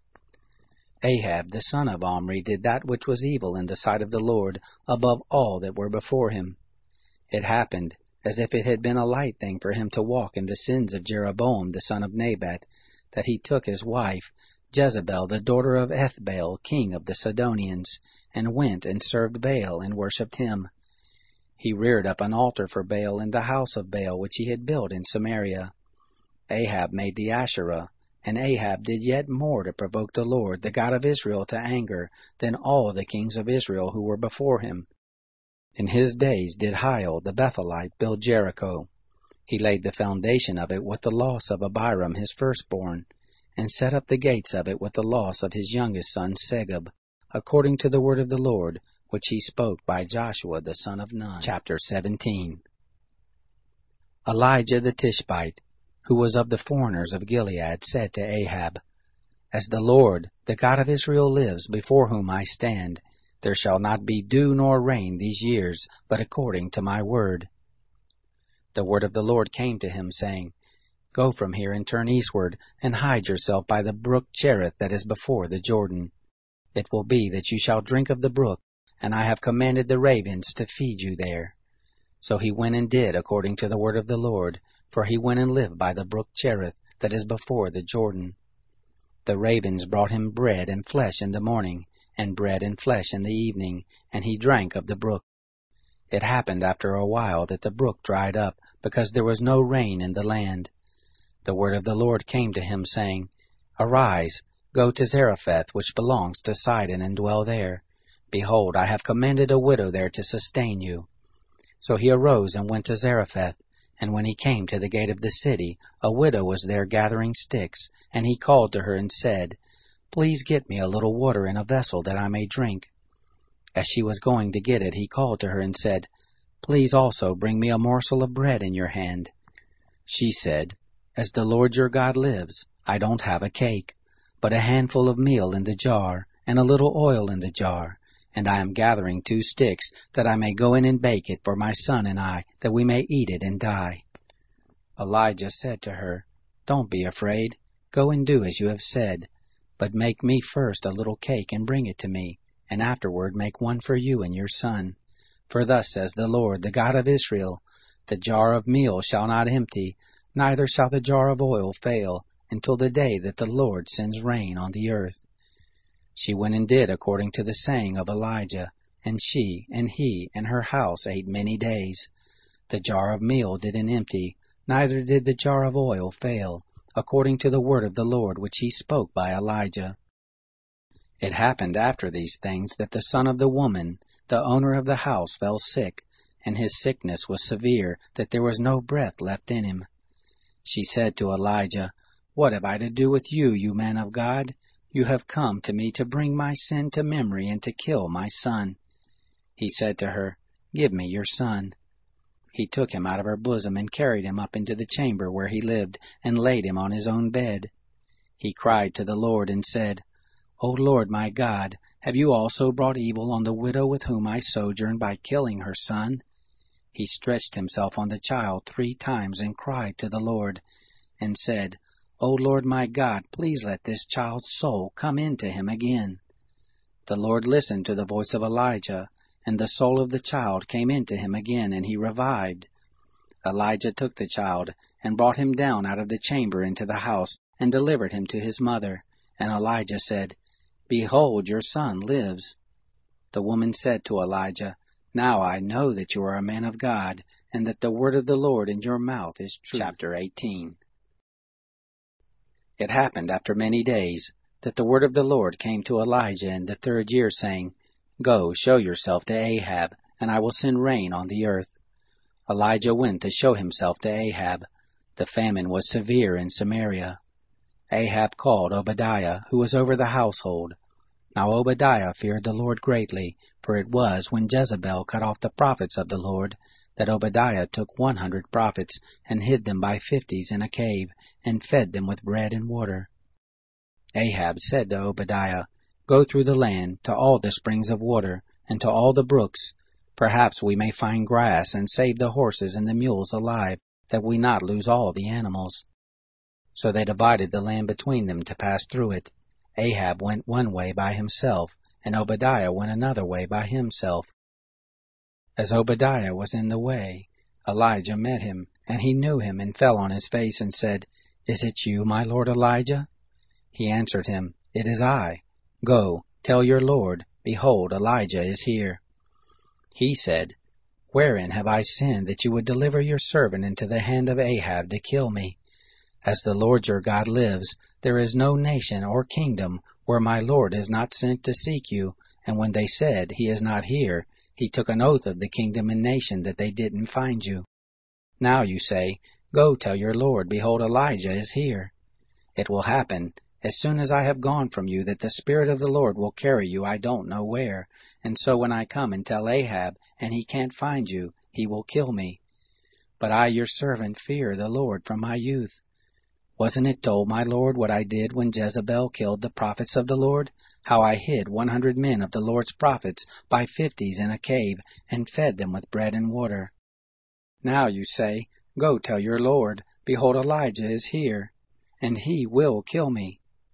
Elijah said, "As the Lord of armies lives, before whom I stand, I will surely show myself to him today." So Obadiah went to meet Ahab and told him, and Ahab went to meet Elijah. It happened, when Ahab saw Elijah, that Ahab said to him, "Is that you, you troubler of Israel?" He answered, "I have not troubled Israel, but you, and your father's house, and that you have forsaken the commandments of the Lord, and you have followed the Baals. Now therefore send and gather to me all Israel to Mount Carmel, and the 450 prophets of Baal, and the 400 prophets of Asherah who eat at Jezebel's table." So Ahab sent to all the children of Israel, and gathered the prophets together to Mount Carmel. Elijah came near to all the people and said, "How long will you waver between the two sides?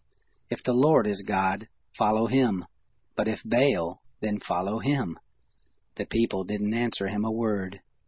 Then Elijah said to the people, "I, even I only, am left of the prophets of the Lord, but Baal's prophets are 450 men.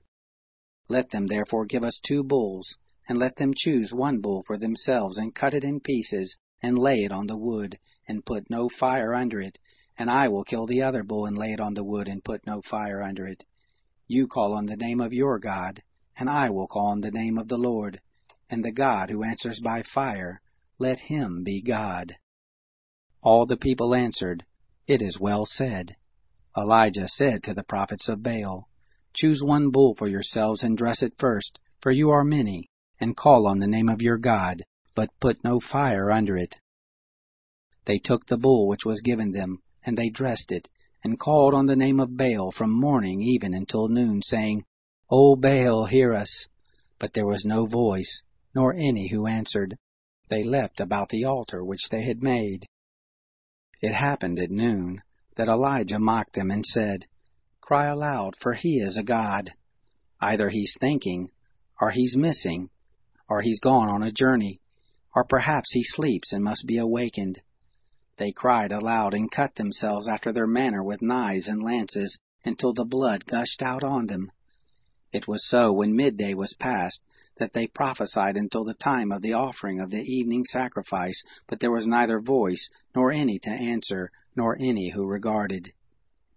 Elijah said to all the people, "Come near to me." And all the people came near to him. He repaired the altar of the Lord that was thrown down. Elijah took 12 stones, according to the number of the tribes of the sons of Jacob, to whom the word of the Lord came, saying, "Israel shall be your name." With the stones he built an altar in the name of the Lord, and he made a trench about the altar, as great as would contain 2 measures of seed. He put the wood in order, and cut the bull in pieces, and laid it on the wood.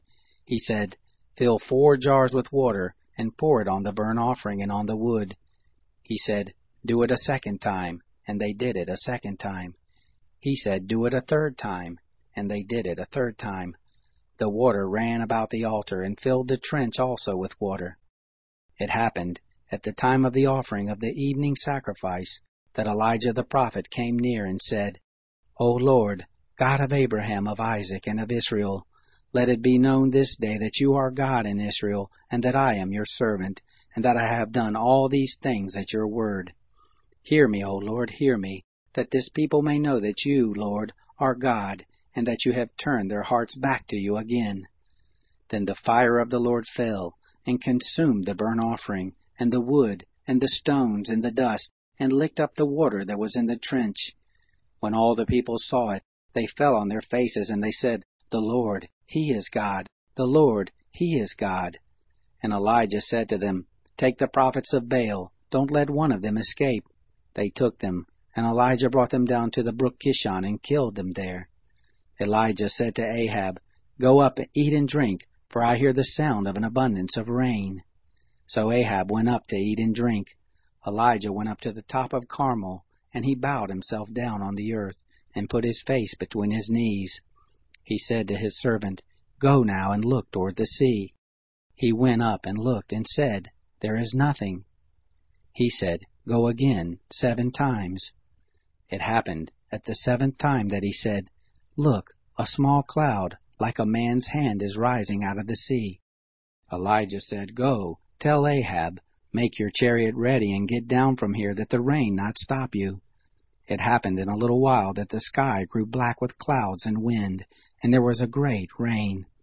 Ahab rode and went to Jezreel, and the hand of the Lord was on Elijah, and he wrapped up his loins and ran before Ahab to the entrance of Jezreel. Chapter 19. Ahab told Jezebel all that Elijah had done, and how he had slain all the prophets with the sword. Then Jezebel sent a messenger to Elijah, saying, "So let the gods do so to me, and more also, if I don't make your life as the life of one of them by tomorrow at this time." When he heard that, he arose and ran for his life, and came to Beersheba, which belongs to Judah, and left his servant there. But he himself went a day's journey into the wilderness, and came and sat down under a juniper tree. And he requested for himself that he might die, and said, "It is enough now, Lord. Take my life away, for I am not better than my fathers." He laid down and slept under a juniper tree. And behold, an angel touched him and said to him, "Arise and eat." He looked, and there was at his head a cake baked on the coals, and a jar of water. He ate and drank and laid down again. The angel of the Lord came again the 2nd time and touched him and said, "Arise and eat, because the journey is too great for you." He arose and ate and drank, and went in the strength of that food 40 days and 40 nights to Horeb, the mount of God. He came there to a cave and lodged there. And behold, the word of the Lord came to him, and he said to him, "What are you doing here, Elijah?" He said, "I have been very jealous for the Lord, the God of hosts, for the children of Israel have forsaken your covenant, thrown down your altars, and slain your prophets with the sword, and I, even I only, am left, and they seek my life to take it away." He said, "Go out and stand on the mountain before the Lord." Behold, the Lord passed by, and a great and strong wind tore the mountains, and broke in pieces the rocks before the Lord, but the Lord was not in the wind. And after the wind an earthquake, but the Lord was not in the earthquake. And after the earthquake a fire, but the Lord was not in the fire. And after the fire a still small voice. It was so, when Elijah heard it, that he wrapped his face in his mantle, and went out, and stood in the entrance of the cave. Behold, there came a voice to him and said, "What are you doing here, Elijah?" He said, "I have been very jealous for the Lord, the God of hosts, for the children of Israel have forsaken your covenant, thrown down your altars, and slain your prophets with the sword, and I, even I only, am left, and they seek my life to take it away." The Lord said to him, "Go, return on your way to the wilderness of Damascus, and when you come, you shall anoint Hazael to be king over Syria. And Jehu the son of Nimshi shall you anoint to be king over Israel. And Elisha the son of Shaphat of Abel-Meholah shall you anoint to be prophet in your place. It shall happen that he who escapes from the sword of Hazael shall Jehu kill, and he who escapes from the sword of Jehu shall Elisha kill. Yet I will leave me 7,000 in Israel, all the knees which have not bowed to Baal, and every mouth which has not kissed him." So he departed from there, and found Elisha the son of Shaphat, who was plowing, with 12 yoke of oxen before him, and he with the 12th. And Elijah passed over to him, and cast his mantle on him. He left the oxen, and ran after Elijah, and said, "Let me, I pray you, kiss my father and my mother, and then I will follow you." He said to him, "Go back again, For what have I done to you?" He returned from following him, and took the yoke of oxen, and killed them, and boiled their flesh with the instruments of the oxen, and gave to the people, and they ate. Then he arose, and went after Elijah, and ministered to him. Chapter 20. Ben-Hadad, the king of Syria, gathered all his host together, and there were 32 kings with him, and horses and chariots. And he went up and besieged Samaria, and fought against it. He sent messengers to Ahab king of Israel into the city, and said to him, "Thus says Ben-Hadad, Your silver and your gold is mine, your wives also and your children, even the best, are mine." The king of Israel answered, "It is according to your saying, my lord, O king, I am yours, and all that I have." The messengers came again and said, "Thus speaks Ben-Hadad, saying, I sent indeed to you, saying, You shall deliver to me your silver and your gold, and your wives and your children. But I will send my servants to you tomorrow about this time, and they will search your house, and the houses of your servants, and it shall be that whatever is pleasant in your eyes, they shall put it in their hand, and take it away." Then the king of Israel called all the elders of the land, and said, "Please notice how this man seeks mischief, for he sent to me for my wives and for my children, and for my silver and for my gold, and I didn't deny him." All the elders and all the people said to him, "Don't you listen, neither consent." Therefore he said to the messengers of Ben-Hadad, "Tell my lord the king, all that you did send for to your servant at the first I will do, but this thing I may not do." The messengers departed and brought him word again. Ben-Hadad sent to him and said, "The gods do so to me, and more also, if the dust of Samaria shall suffice for handfuls for all the people who follow me." The king of Israel answered, "Tell him, don't let him who girds on his armor boast himself as he who takes it off."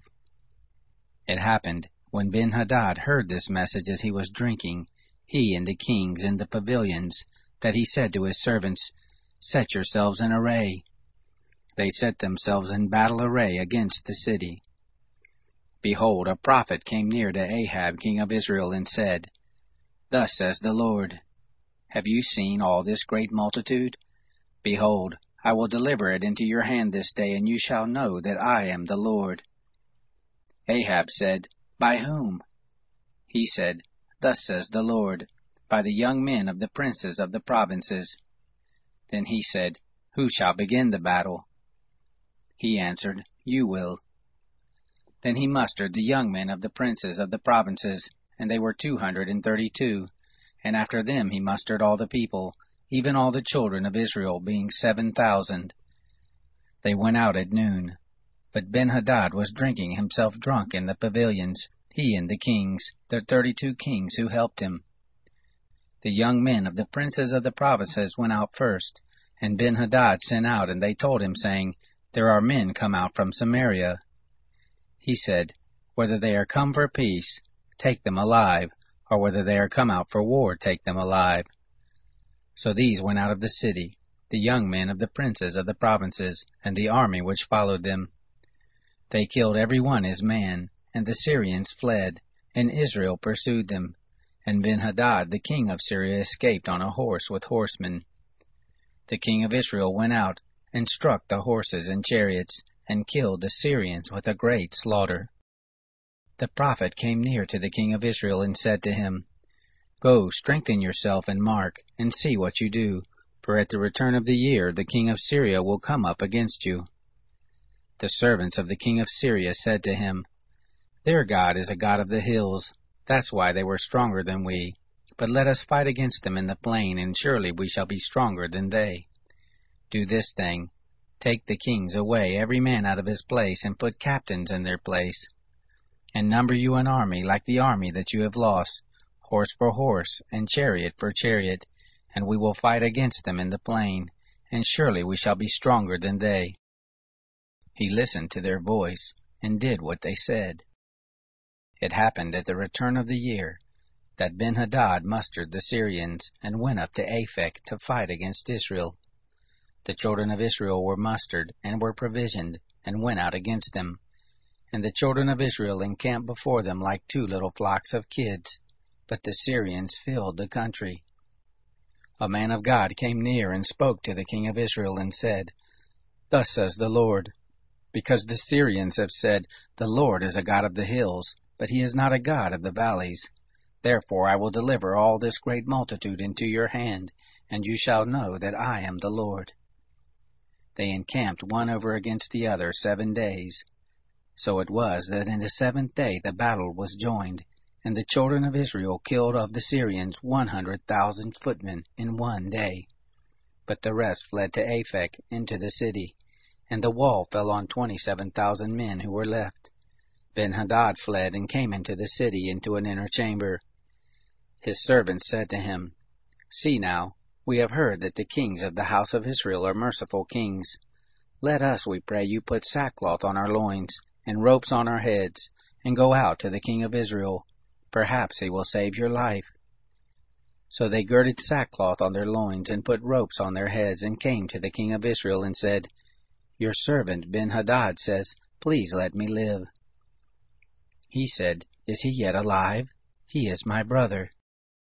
Now the men observed diligently, and hurried to discern what was his mind. And they said, Yes, your brother Ben-Hadad. Then he said, Go, bring him. Then Ben-Hadad came forth to him, and he caused him to come up into the chariot.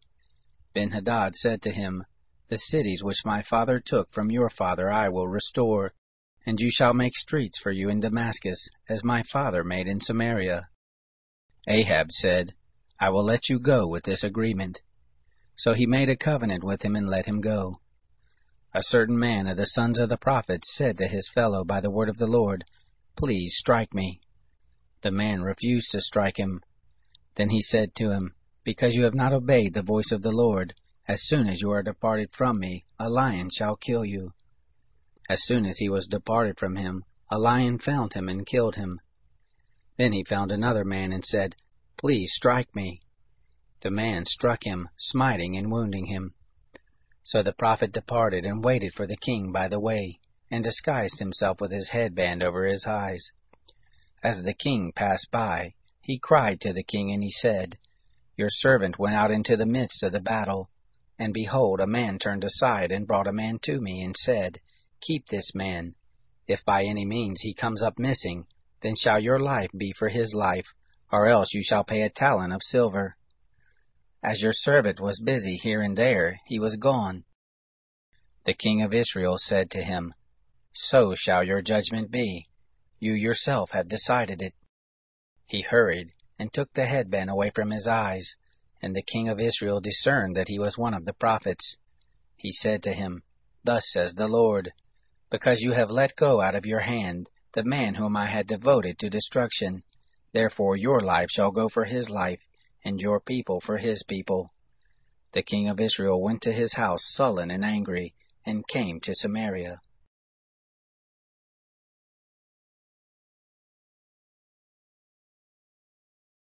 Chapter 21.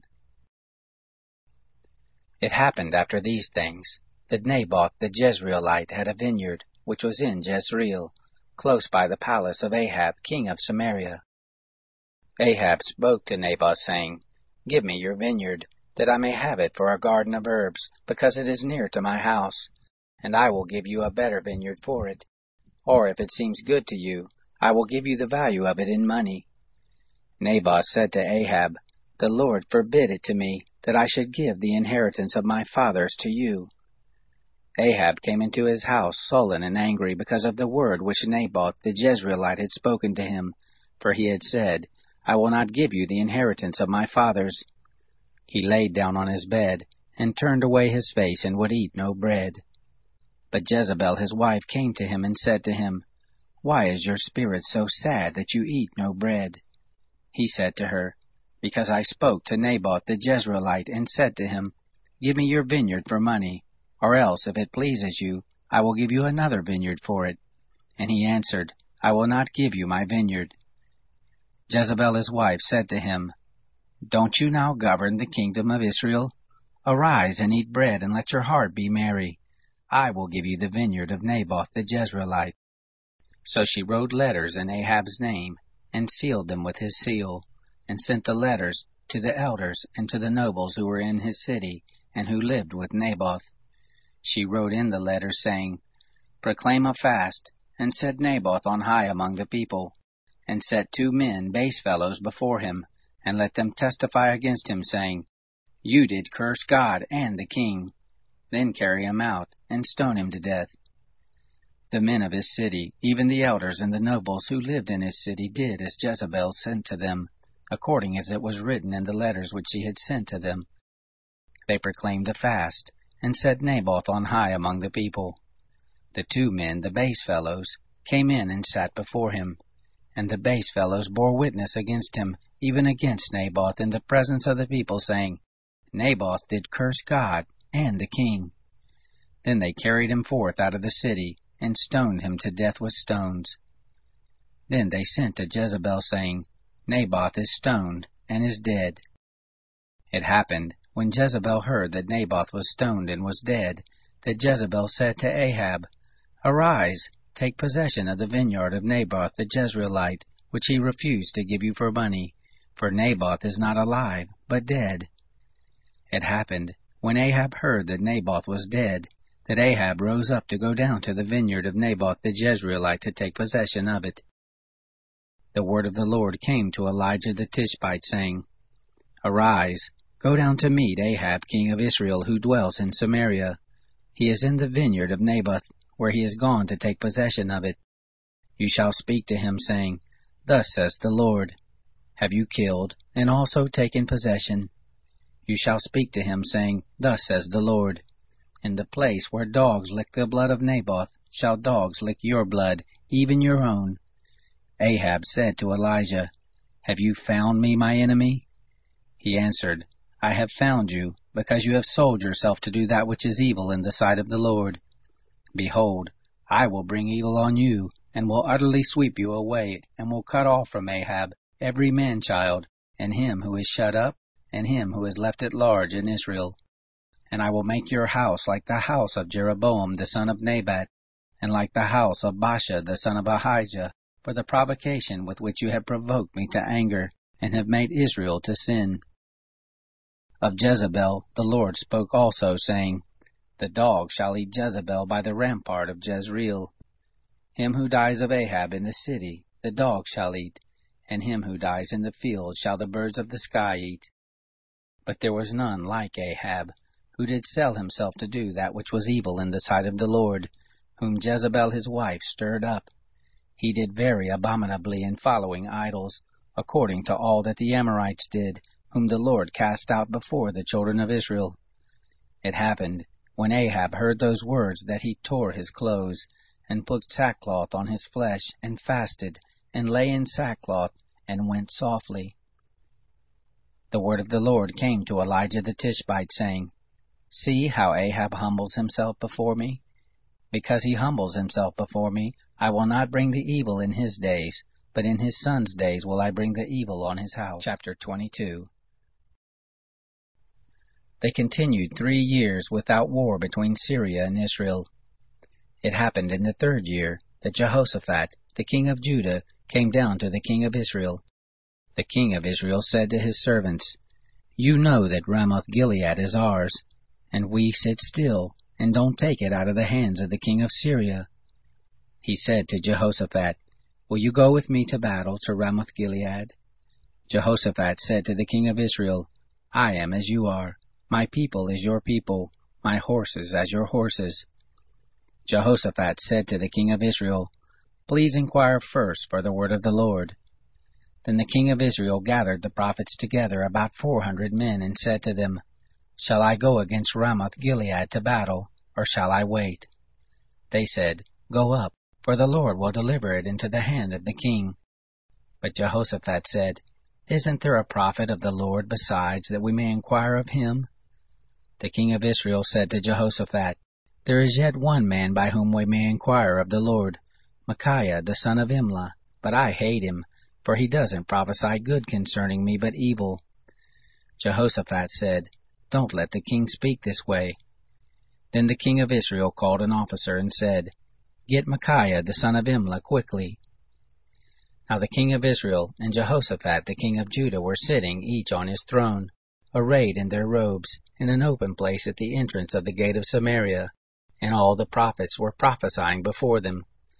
Zedekiah the son of Chenaanah made him horns of iron, and said, Thus says the Lord, With these shall you push the Syrians until they be consumed. All the prophets prophesied this way, saying, Go up to Ramoth-Gilead and prosper, for the Lord will deliver it into the hand of the king. The messenger, who went to call Micaiah, spoke to him, saying, Look now, the words of the prophets declare good to the king with one mouth. Please let your word be like the words of one of them, and speak good. Micaiah said, As the Lord lives, what the Lord says to me, that will I speak. When he had come to the king said to him, Micaiah, shall we go to Ramoth-Gilead to battle, or shall we wait? He answered him, Go up and prosper, and the Lord will deliver it into the hand of the king. The king said to him, How many times shall I tell you that you speak nothing to me but the truth in the name of the Lord? He said, I saw all Israel scattered on the mountains, as sheep that have no shepherd. And the Lord said, They have no master, let them return every man to his house in peace. The king of Israel said to Jehoshaphat, Didn't I tell you that he would not prophesy good concerning me, but evil? Micaiah said, Therefore hear the word of the Lord. I saw the Lord sitting on his throne, and all the host of heaven standing by him on his right hand and on his left. The Lord said, Who will entice Ahab, that he may go up and fall at Ramoth-Gilead? One said on this manner, and another said on that manner.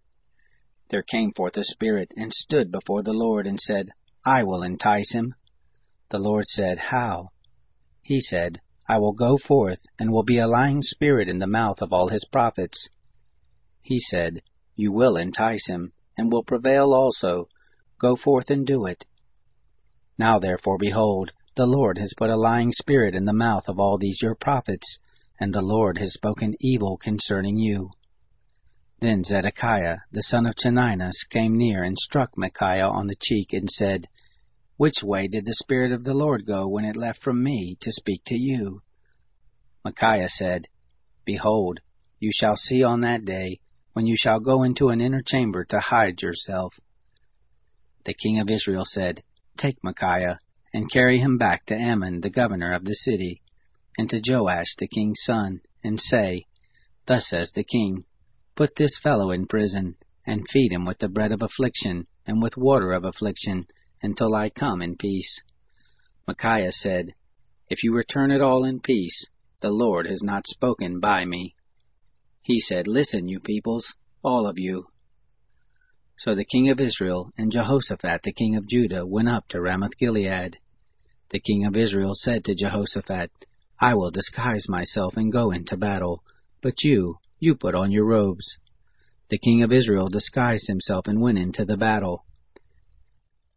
Now the king of Syria had commanded the 32 captains of his chariots, saying, Fight neither with small nor great, save only with the king of Israel. It happened, when the captains of the chariots saw Jehoshaphat, that they said, Surely it is the king of Israel, and they turned aside to fight against him, and Jehoshaphat cried out. It happened, when the captains of the chariots saw that it was not the king of Israel, that they turned back from pursuing him. A certain man drew his bow at a target, and struck the king of Israel between the joints of the armor. Therefore he said to the driver of his chariot, Turn your hand and carry me out of the host, for I am severely wounded. The battle increased that day, and the king was propped up in his chariot against the Syrians, and he died at evening, and the blood ran out of the wound into the bottom of the chariot. There went a cry throughout the host about the going down of the sun, saying, Every man to his city, and every man to his country. So the king died, and was brought to Samaria, and they buried the king in Samaria.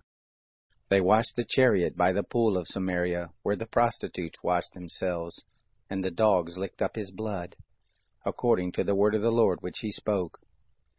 Now the rest of the acts of Ahab, and all that he did, and the ivory house which he built, and all the cities that he built, aren't they written in the book of the Chronicles of the kings of Israel?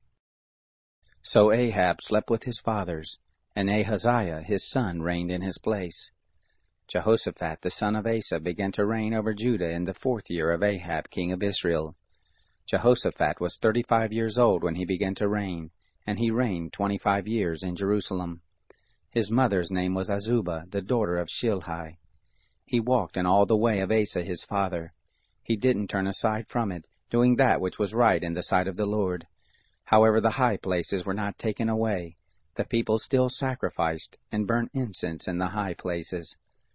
Jehoshaphat made peace with the king of Israel. Now the rest of the acts of Jehoshaphat, and his might that he showed, and how he warred, aren't they written in the book of the Chronicles of the kings of Judah? The remnant of the Sodomites that remained in the days of his father Asa he put away out of the land. There was no king in Edom, a deputy was king. Jehoshaphat made ships of Tarshish to go to Ophir for gold, but they didn't go, for the ships were broken at Ezion-Geber. Then Ahaziah the son of Ahab said to Jehoshaphat, "Let my servants go with your servants in the ships." But Jehoshaphat said no. Jehoshaphat slept with his fathers, and was buried with his fathers in the city of David his father. Jehoram his son reigned in his place. Ahaziah the son of Ahab began to reign over Israel in Samaria in the 17th year of Jehoshaphat the king of Judah, and he reigned 2 years over Israel. He did that which was evil in the sight of the Lord, and walked in the way of his father, and in the way of his mother, and in the way of Jeroboam the son of Nebat, in which he made Israel to sin. He served Baal, and worshipped him, and provoked to anger the Lord, the God of Israel, according to all that his father had done.